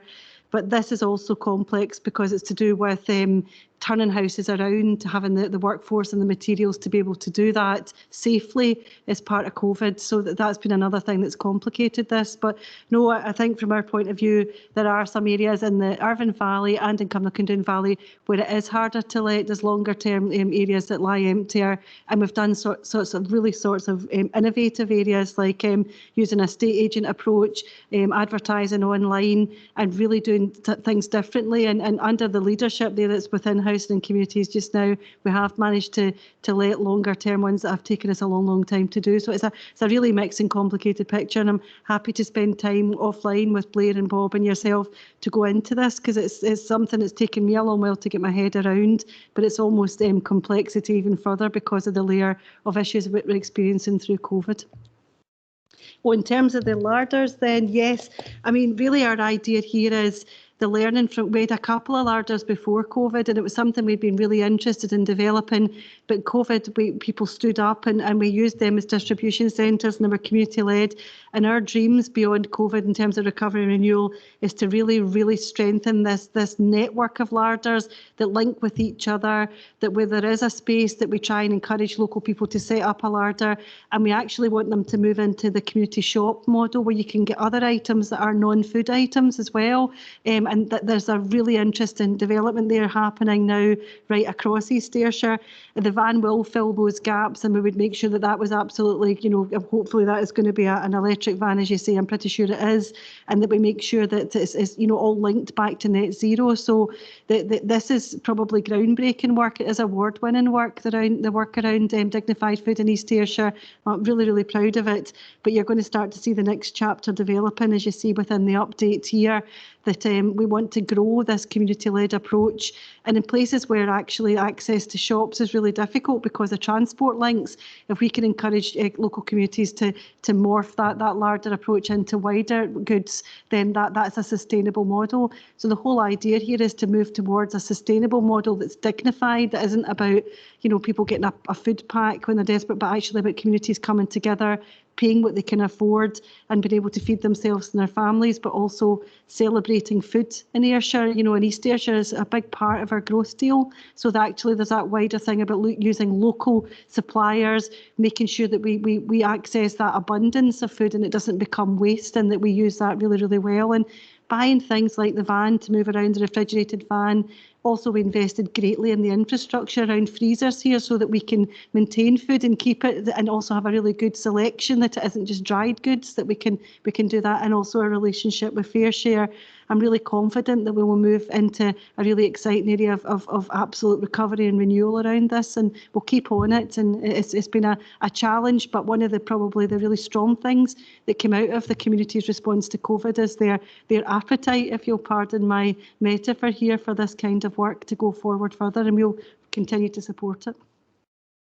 Thanks, Katie. Tom. No, thanks. No, really, just to endorse what you were saying at the start, and also Jackie had said, you know, about the food, the work that's going on there. But looking up right across the business briefing, you know, it's really testament to the hard work of all our staff, the way that the performance is held up right across all the businesses. People who are working from home, working in difficult circumstances, but we still managed to perform well and continue to provide a really good service to the people out there that we serve. So, you know, well done to everybody for that. Just a question, it's probably for Linda, but I noticed on page 42 it refers to the number of 3 and 4 year olds who are, you know, being funded for early years. I'm just wondering, are we getting any demand from 2 year olds coming through, because, you know, qualifying 2 year olds? Thanks, Tom. Linda? Yes, through you, Chair, to answer Councillor Cook's question. Yeah, we are getting demand through for 2-year-olds, and clearly yesterday's announcement, we are still digesting around about the further incorporation of funded childcare for 1 and 2-year-olds, albeit based on a strategic rolled out sort of basis. So yes, we are seeing that demand, Councillor Cook, at 2, and also you'll understand as well that we are seeing, clearly a lot of our 2s coming in who we really want to work with at that early stage. But I was just going to add to Katie's comments and to Councillor Maitland's comments. We also see the schools as mobilising in this respect. Now, there's already been great work done alongside our FABI colleagues in FPM around about the distribution of meals at the end of the day from the school meals service. But also, colleagues, you'll be aware, home economics departments in secondary schools, very often young people don't take their fare home.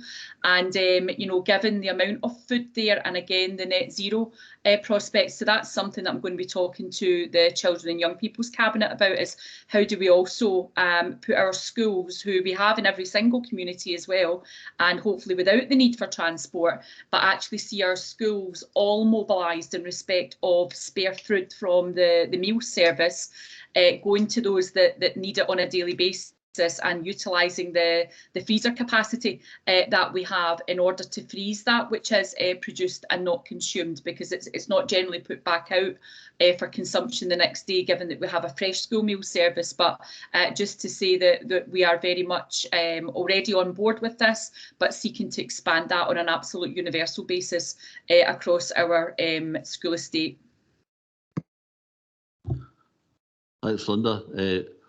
Okay, don't see any more hands up. Back to Joe. Thank you. We just conclude at page 51, which is the risks, and just report to members today there's been no change in either the categories or the status of any of the risks from this report to the previous one. And just highlighting some issues, we are about to commence work on the 22-23 revenue budget, working with colleagues across the council and with elected members too in doing so. In terms of the economic climate, we note that the easing of restrictions on 9th of August, and as I said earlier in the revenue part, hoping to see that feed its way through into some of those income budgets, but conscious that there will still be some fairly challenging times out there. And over the page, in terms of the equal pay, just giving members assurance that audit by our external auditors on equal pay has concluded, and looking to get those payments out. And we know that agreements have been reached, and it's now just a case of formally signing off and having agreement with staff to make those payments. And I think at number 4, the health and safety, just recognising again the overall work of the team, both last year and this year, in supporting services across the council with advice in terms of COVID security and general health and safety. And in terms of number 7, which is fraud, just draw your attention to the National Fraud Initiative. This is an annual return this is provided using a rather complex data matching tool that's done nationally, and then results are sent out. We had some NFI notifications in terms of business grants with 5 matches. Members, that as part of our business grant arrangements, our Chief Auditor embedded audit staff within that whole process, and delighted to note that no issues arose from either of those matches. But we know from the intelligence that we had from internal audit before that there was no issues that were to raise. And I suppose to conclude at number 11, it's in this report I've given almost the financial picture of the pandemic and of our resources. And I suppose here we note that those 4 harms and the change that took place in restrictions on the 9th of August. But as at the 1st of September, 10,500 confirmed COVID-19 cases in East Ayrshire, and 238 people have died in our council area. It notes, information around the vaccinations. It gives an indication on the demand and the supports that are required from the council. But that, I think, provides a point at which to conclude this report, written noting, Chair, that in terms of East Ayrshire performance, the recommendations are at paragraph 3 on page 4.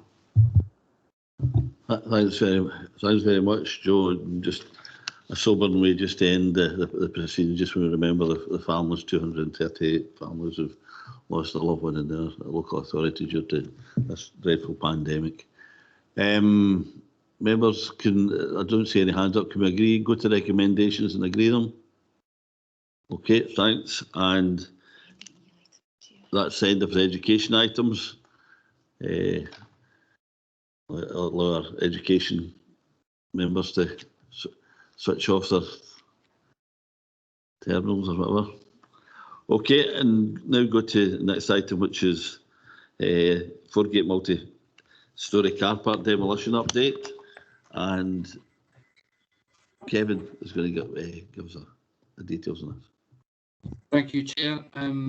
Members, the purpose of this report is to advise Cabinet of the progress towards the demolition of the multi-storey car park. The project management team, chaired by myself, has been convened with 3 meetings held today. The team consists of relevant officers from ARA, Facilities and Property Management and ICT. It has been agreed that F&PM will be tasked with developing the demolition method statement and with the submission of the demolition warrant, and the demolition will follow institution of civil engineers protocols for the recycling of materials. The new car parks referred to in paragraph 5 are at different stages of development. The London Road car park design is complete and tender documents are currently being prepared. The consultant ACOM has been commissioned to design the other 2 new sites at Sturrock Street and Grange Street. All construction works will be undertaken by Ayrshire Road Alliance. A timeline for the key demolition milestones was given at paragraph 25 of the 16th of June multi-storey report, which has been refined and presented in Table 1. The 16th of June 2021 report considered the general impact displaced vehicles may have on the town centre surface car parks. Daily usage of the multi-storey prior to its closure peaked at 90 vehicles, and this number was made up of a mixture of season ticket holders and those who paid the daily rate. An informal agreement was made to allow existing season ticket holders to use the Foregate North car park, with the remaining customers encouraged to use the Morton Place car park, which is also currently subject to informal arrangements, whereby the tariff has been temporarily altered to offer the similar tariff formerly offered within Zone B, multi-storey, i.e. £1.50 for all-day parking sessions. In support of town centre businesses, we are keen to explore the possibility of having a similar offer made available for staff elsewhere within the town parking estate, as it is clear that the Morton Place car park, at a capacity of 53, will not cope with the anticipated increase in demand. Therefore, pending the general review of parking to be undertaken over the course of the summer 2022, it's proposed to undertake the necessary work to formalise the temporary arrangements at Morton Place car park and amend the tariff by notice of variation. It is also proposed to similarly amend the tariff within the Queen Street South car park, which will enable the provision of a further 92 parking spaces at the special all-day cheap rate tariff. Due to existing demand, it is also further proposed to introduce a season ticket option for the Foregate North car park, based on the same rates formerly offered within Zone A of the multi-storey, i.e. £100 plus VAT per quarter and £340 plus VAT per annum. The proposed changes to the existing tariffs within Morton Place and Queen Street South car parks are set out in tables 2 and 3. The recommendations are contained in paragraph 2, and myself or Barry McNair are happy to take any questions, Chair. Thanks, Kevin. I think I'd like to kind of welcome the fact that we're going to have some of this all-day parking. I know that came from traders and workers looking to, they've enjoyed the use of the Foregate car park all day, and I think that's helpful. And we'll obviously have a review of parking charges in the spring as well, and that's to be welcome. Just a wee small point. I know we've got in terms of the Sturrock Street new car park, I noticed that over the weekend, where we're resurfacing a number of our other car parks, and that's to be welcome too. But I noticed 1 or 2 motorists were parking on the site of the former Conservative Club on the Battleways ground. So I think, obviously at their own risk. But I think that just asks that we can expedite or speed up any kind of going on site to that Stirrat Street site, because obviously it looks like an attractive parking site, and hopefully extend the number of places available there will maybe increase the income as well as the number of spaces available. Kevin? Thank you, Chair. We would be barriering that off to prevent people getting in and parking on that area just now.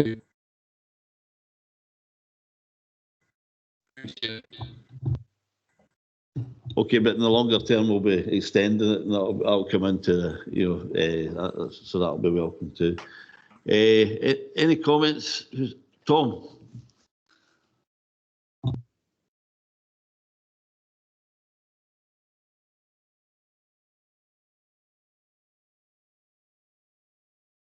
Oh.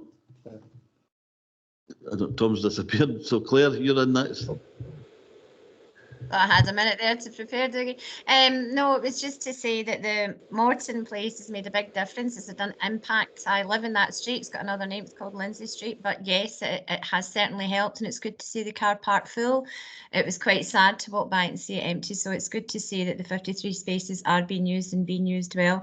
I also appreciate that we need to have spaces for staff that work in town. I know we're pushing for alternative travel and to not take the car, but some people it is a necessity, but we have to balance it out, of course, with people who live in the town too. So I look forward to seeing what solutions we come up with to that, but delighted to see Morton Street car park so heavily used. Thank you. Thanks, Claire. Is Tom?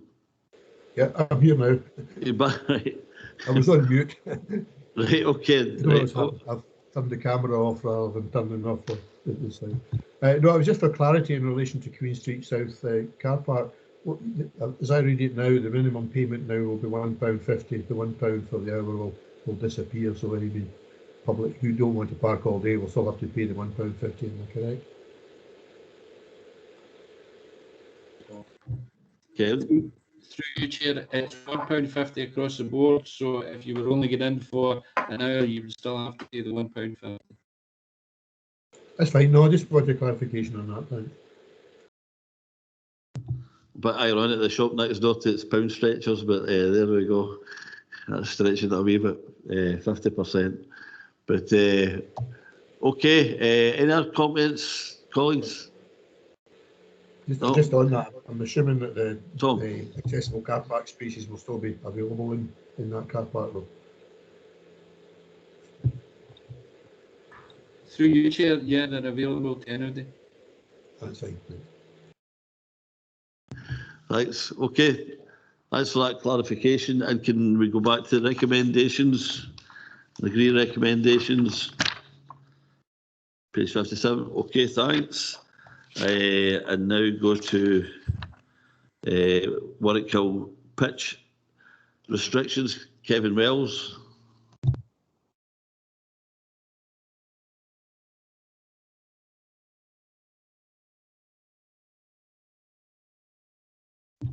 You're on mute, Kevin. Sorry, Chair. I'm having some difficulties. Is it coming through now? We can hear you. We can't see you, but carry on. That's maybe a good thing. Thank you, Chair. In terms of the report in front of members today is to invite members to approve the trial easing of the restrictions of Warwickhill grass pitch in Kilmarnock, reintroduce limited adult use of the pitch. I'll come back to the recommendation. In terms of background to this report, Cabinet at the meeting on the 30th of May agreed to, for 2018, agreed to introduce restrictions on this grass pitch linked to the Bonington Football Club lease extension. This action followed a spate of complaints relating to conduct of adult football teams and their supporters, and resulted in restrictions of no adult use. The current position that we find ourselves in, members, is that over the last year and a half, our green spaces have become extremely important to our residents, especially because of the impact of COVID and restrictions that have been in place, and the resurgence of individuals, residents using these green spaces and the use of them for sport.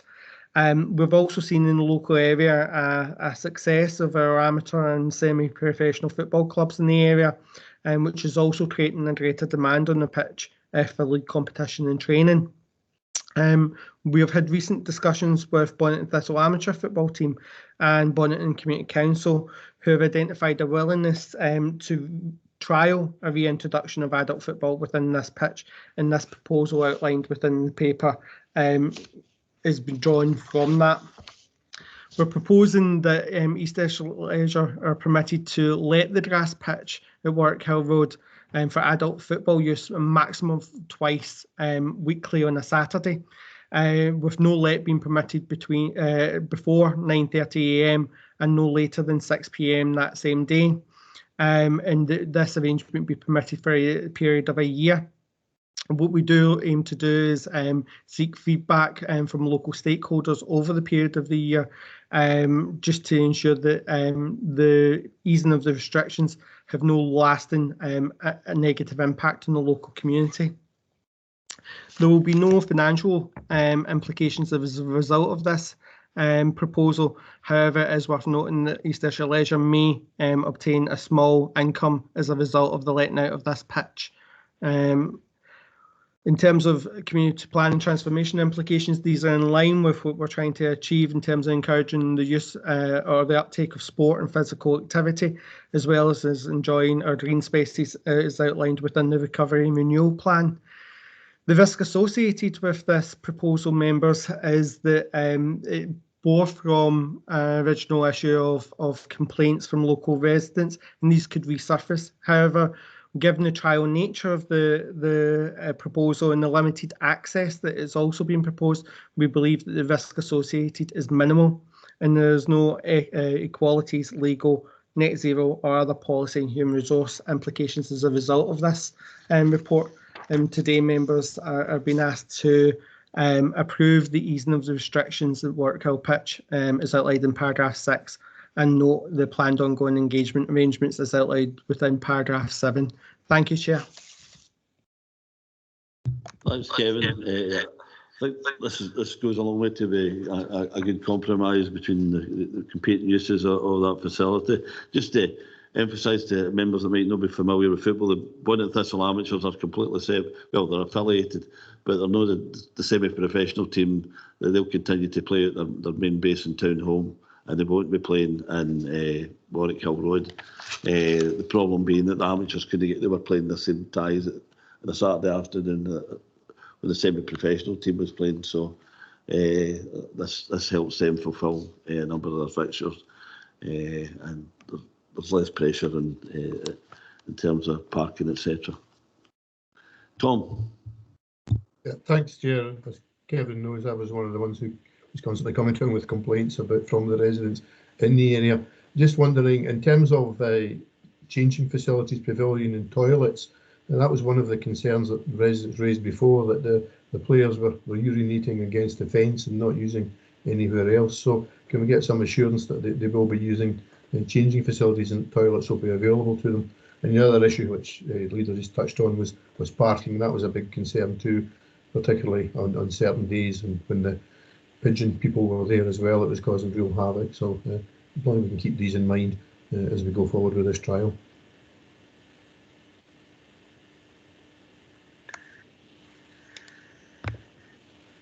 Through you, Chair, I can respond to Councillor Cook there's questions. In terms of the restrictions that we're proposing as part of this easing, is that it would only be daytime use. I think previously a lot of the traffic restrictions were in evenings when the likes of the Pigeon Club were operating as well. So we don't anticipate that actually there'll be as high a volume of traffic as there may have been previously when there was evening games and evening training taking place. In that sense, and in terms of the facilities for the games, I think in some occasions there will be aspects of access to the Bonnet and Thistle football clubs and facilities for some of the groups who are affiliated, but we can absolutely remind lessees as we're only allowing 2 lets per week, and so it's easy enough to ensure that they're informed of the standards we expect from lessees. Thanks, Kevin. Okay, colleagues, Ian. Thanks, Dougie. I mean, it's just really to support what your comments. I think this is a very welcome paper.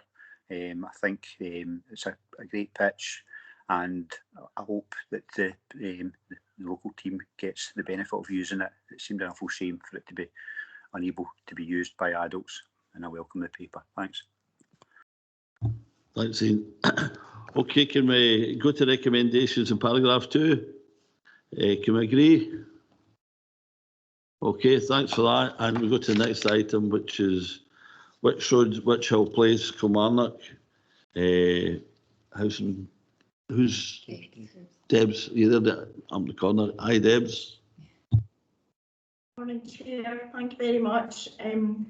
The report sets out the additional costs associated with the delivery of the new home proposals at Which Road, Which Hill Place and Kilmarnock, and it seeks approval of the additional costs to allow the proposals to progress to a site start. By way of background, the local housing strategy articulates how the council and its partners will meet East Ayrshire residents' housing requirements over a 5-year period. The housing contribution statement informs the strategy, and it's an integral part of the Health and Social Care Strategic Plan. It operates, if you like, as a bridge between the strategic housing planning and that of health and social care, and it identifies the contribution that housing makes in meeting the outcomes of the strategic plan with regard to the priorities of improving health and wellbeing and supporting people to live at home or in a homely setting. The housing contribution statement sets out population increases for older people, and the demographic trends reflect that. And the key impact arising from this trend relates to a changing demand for housing supply, as you would expect, and more support required to enable people to remain living at home or in a homely setting. The objective to support older people to stay in their own home is very much reflected in the shifting of balance of care from hostels to more homely and community-based settings. And in response to this trend and this demographic trend, we are looking to increase the provision of housing for older people, and that has influenced the decision through the Housing Asset Management Framework to demolish the properties that were there at Which Road, Which Hill Place and Kilmarnock, to deliver a development of bungalows on the site. Demand as of August is set out in tables 1 and 2 in front of you in the report, and it's worth noting that we anticipate that demand will increase once the new build activity starts on site.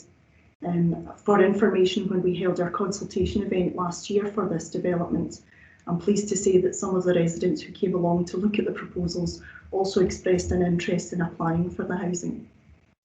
The development features, as you'll know, in year 1 of our Strategic Housing Investment Plan that was approved by Cabinet in November of last year, and it seeks to deliver 43 bungalows for older ambulant disabled residents on the site, with works due to start this month by CCG, the council's developer partner, and completions anticipated to be achieved around October next year, subject to all consents being in place. As well as providing 1 and 2 bed sized bungalows that will be housing for varying needs and secured by design compliance, the development also allows for the inclusion of private garden areas for the residents' own use and bespoke seating area to the front of the properties, with a view to promoting social inclusion across that mini community, a sense of place within the wider community. Importantly, the proposals also allow for fire suppression measures to be installed in the development in response to new legislation that's been introduced, and also recognising that we have a more vulnerable service user group within the development.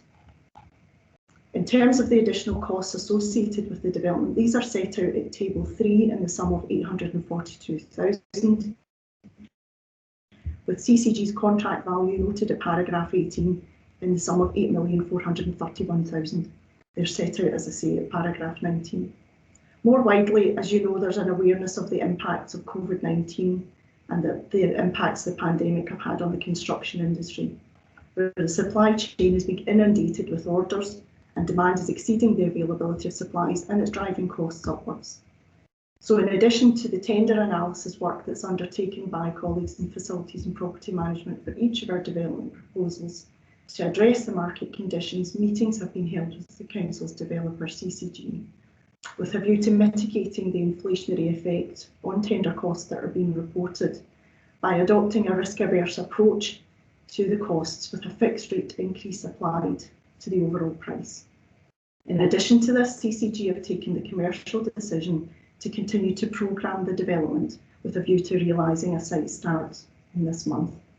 To further mitigate the additional costs reported in this report, it's proposed to make an application to the Scottish Government for additional grant investment from the Affordable Housing Supply Programme. This sum amounts to 860,000 and comprises 20,000 per unit. This would be subject to a full technical appraisal, and any allocation awarded would be in addition to the grant that would be applicable for this development in the sum of 2.537 million. Moreover, it's further proposed to draw down a sum of £500,000 from the Council Tax on Second Homes and Empty Homes Fund to realise a total additional amount proposed of 1.360, and that's set out at Table 5. In terms of equality impact implications, an EQIA was undertaken for the development proposals for the Housing Asset Management Framework, the Housing Improvement Programme and the SHIP that was reported to Cabinet in November last year. These concluded positive impacts would be delivered in terms of meeting the housing and support requirements of older people, those with disabilities and people with other particular needs. Under financial implications, the total projected expenditure is now recorded at 11.285 million, and the increase is detailed at Table 4 across the project, to include the Table 3 abnormal costs that I've referenced earlier. With mitigation proposals as summarised and the subsidy proposals set out at Table 5. In terms of the risks, as noted, to de-risk the project as far as is possible, a fixed rate price increase has been agreed with CCG as the best way forward to eliminate the inflationary risk on the supply chain due to the pandemic and supply chain issues that are impacting the construction sector. In terms of transformation, the proposals respond to customer needs and expectations through the delivery of the new council homes proposed for older, ambulant, disabled residents. In response to a need that's been identified, it seeks to promote not only the development of the new homes, but to promote social inclusion, a sense of place, and complement the ongoing town centre regeneration activity in this area.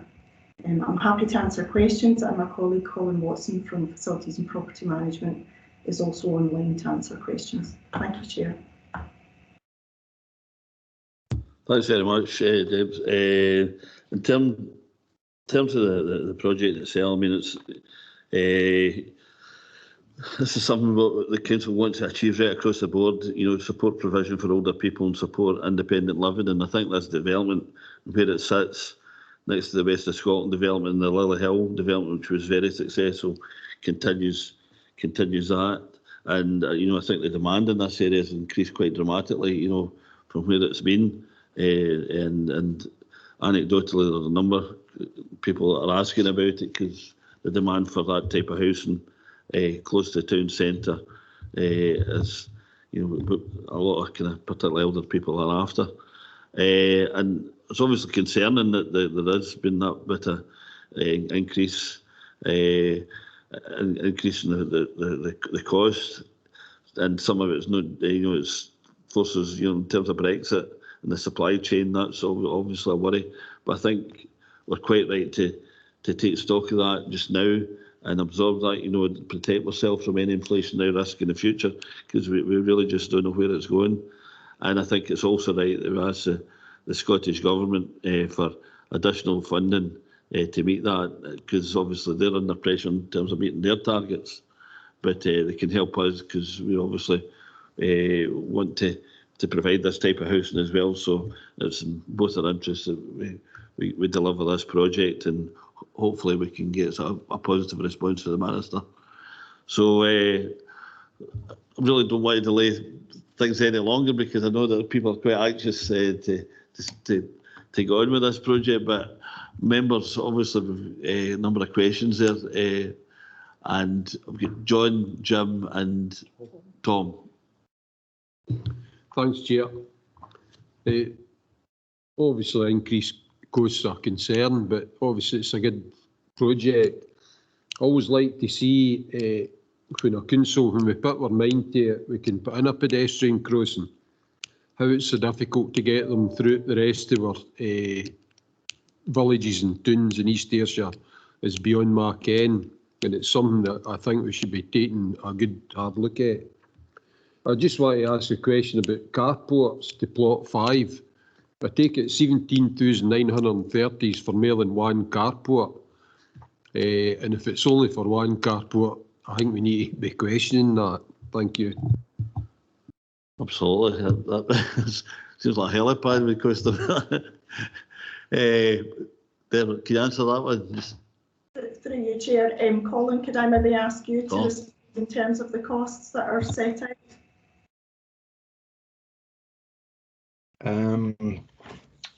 Yes, the figure for the carports is for 2 carports.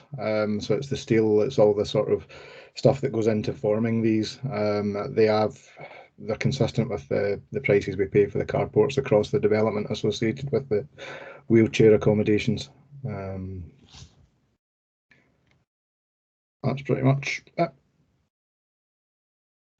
Okay, but it's obviously something we want to keep an eye on.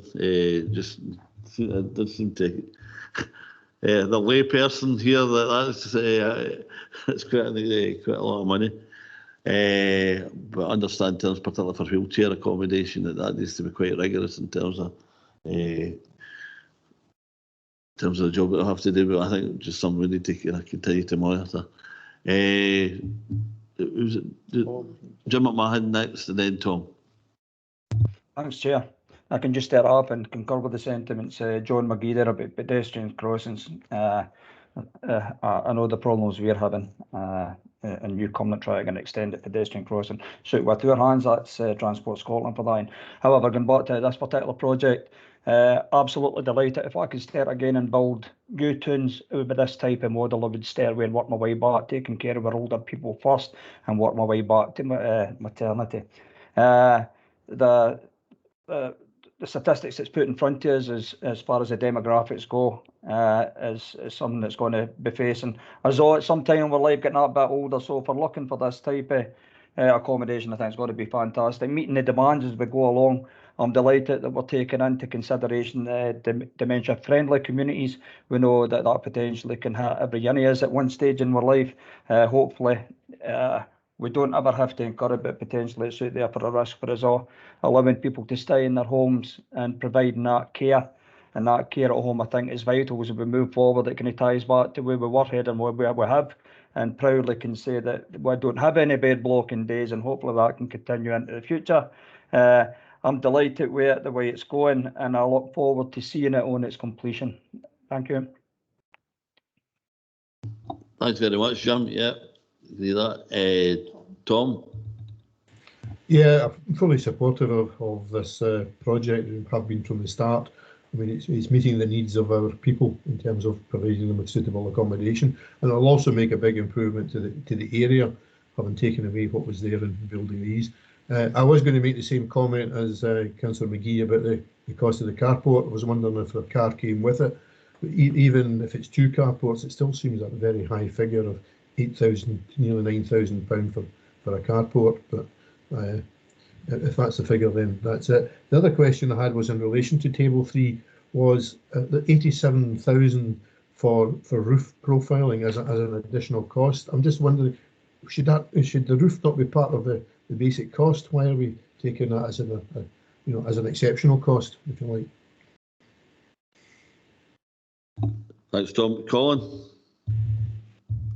Okay, through the chair.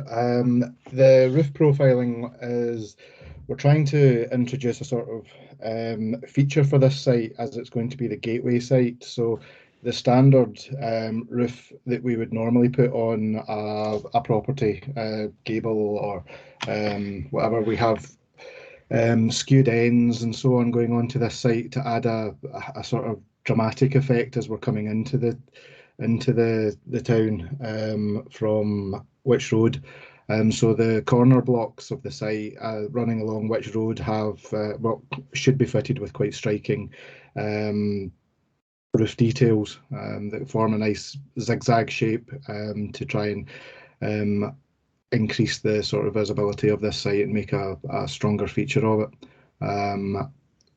There's some tricky construction detailing within that, and the non-standard trusses and so on. So it's flagged as an abnormal cost to try and make this development stand out within the area. Thanks, Chair. Can I just come back on that? So obviously we're saying it's an architectural detail that's being applied to these properties. I think we maybe just need to be aware of that, and as we go forward with building, if we're going to be adding considerable additional cost on, for that. But that's fine. I understand where it is. We want to make it look attractive. Yeah, I think that's a point well made, and I think we'd agree with that. Jackie, then David. Yeah, thank you. I just wanted to echo the sentiments that's already been said. I'm absolutely delighted with the fact that we're going to be producing quality housing that hopefully follows a model of housing for life. I think as a local authority, we have to aspire to the idea of providing suitable quality housing that meets the requirements of everybody in our population. And to do it the way, similar to what Councillor McMacken said, similar to taking in a model where we have looked at every potential beforehand, so that this house is not only something that suits people's needs, but is somewhere where people really want to stay, is they're going to aspire to want to be there. I think it's a great achievement, and I hope it sets the precedence for the way forward for housing in East Ayrshire. I think that's no without challenges, not least the incurring costs through the current predicament that we all unfortunately find ourselves in. But well done to everybody involved, and thank you. Thanks, Jackie. I'd say David and Claire. David. Yeah, thanks, Chair. Apologies. As you know, I didn't make the pre-agenda last week due to being on leave, unfortunately. It's just a point of detail, but it's for the benefit of the minute. It's just to seek clarification, and apologies, as I said, that I've not done it before now, but the point's just arisen. I'm just trying to clarify, is the additional figure of the 1,053,000, is that to be reallocated from the SHIP, or has Cabinet just been asked to note the costs with the cost to be met as set out in paras 22 and 23 from the additional grant and the council tax fund? Or is that over and above? It's just so we get this right. Our Cabinet actually been asked to approve the allocation of the £1 million figure from the SHIP, or have they been asked to note the costs and that these have been met from the proposal set out in the paper? It's just so we capture it right. Apologies. Through you, Chair, apologies, David, I'm not sure I fully understand. We're looking to bring forward a proposal to draw down both the proposal to apply for additional grant from the Scottish Government and the proposal to draw down council tax funds, as you say, the 1.36. So there's a request to take that forward. But also the overriding point, I suppose, from today's report is the noting the increased cost to the total project. And that's for the reasons set out in the report with regards to the abnormal costs and the additional costs being reported in the market, given the current volatility in the construction industry. I don't know if that helps at all. Nearly. Just to clarify then, is the ask of Cabinet to approve additional funding of £1 million, noting that we're also going for additional grant and additional £500,000 from the council tax subsidy, or do the two latter ones cover the additional abnormal costs, or are they just to cover the contract? I'm just trying to be clear what Cabinet's been asked to approve. Is there another £1 million over and above the additional grant and the council tax subsidy? And what happens if we don't get the council tax subsidy, the additional grant from Scottish Government? Through you, Chair, I'll do my best to clarify. So the ask is the latter. It's actually to approve the drawdown from the second home, and also to note that we've applied for the normal cost to the government. Now, that is not a definite that we'll get that, although we're working closely with them and we have had them in the past. It is normal practice.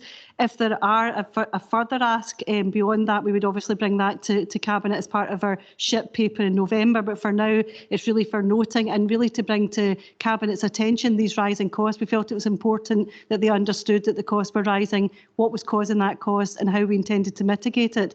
If we do need to come back in relation to maybe not getting the money from government, which we hope to get, then we would put that request into the paper as part of SHIP in November. Thanks, Chair, through you. Okay, Claire, Debs, did you want to add something there? Thank you, Chair. Colin, could I maybe just clarify for the benefit of the members that we would look to bring forward the report in November, which would profile the costs as they stand for proposals for the 22-27 SHIP, and I ask you just to confirm that that would be profiled accordingly. Through your Chair, yes. We're working towards November. Thanks, that's great. Thanks, Scott. Claire's waiting patiently. Thank you, Chair. I was actually going to do the carports too, although I do live very close to developments that use these carports, so they're not quite your normal bit of perspex, on top of 4 poles. There is a bit more to it than that, and absolutely necessary for the people that will be using and living in these houses. However, I wanted to know, or at least get clarification, that there will be electric charging points put into these new houses. Thank you. Through your Chair, Colin again can confirm if I'm getting this correct. My understanding is that we provide the infrastructure for the electrical charging points rather than the actual points up to the houses. Colin, could you advise if that's correct? Through your Chair, yes, I can confirm that it's the infrastructure we provide. We provide slots within the electrical board. We provide ducting, etc., to take us to a suitable point. So at a future date, should someone want to install an electrical charging point, that they have the route back to the electrical boards. We do not provide the sort of electrical sockets, the car charging ports at this point. Okay, thanks for that, Colin. Claire, is that hereditary or whatever hand that you've got? Is... Oh, sorry, I thought my hand was down. Can't even see. No, you're fine. Okay, can we agree the recommendation? Okay, thanks for that. And now move on to exclusion of press. Thanks, Chair. Can I just confirm that we will now stop? We'll now stop the recording and we'll just make sure that the press have been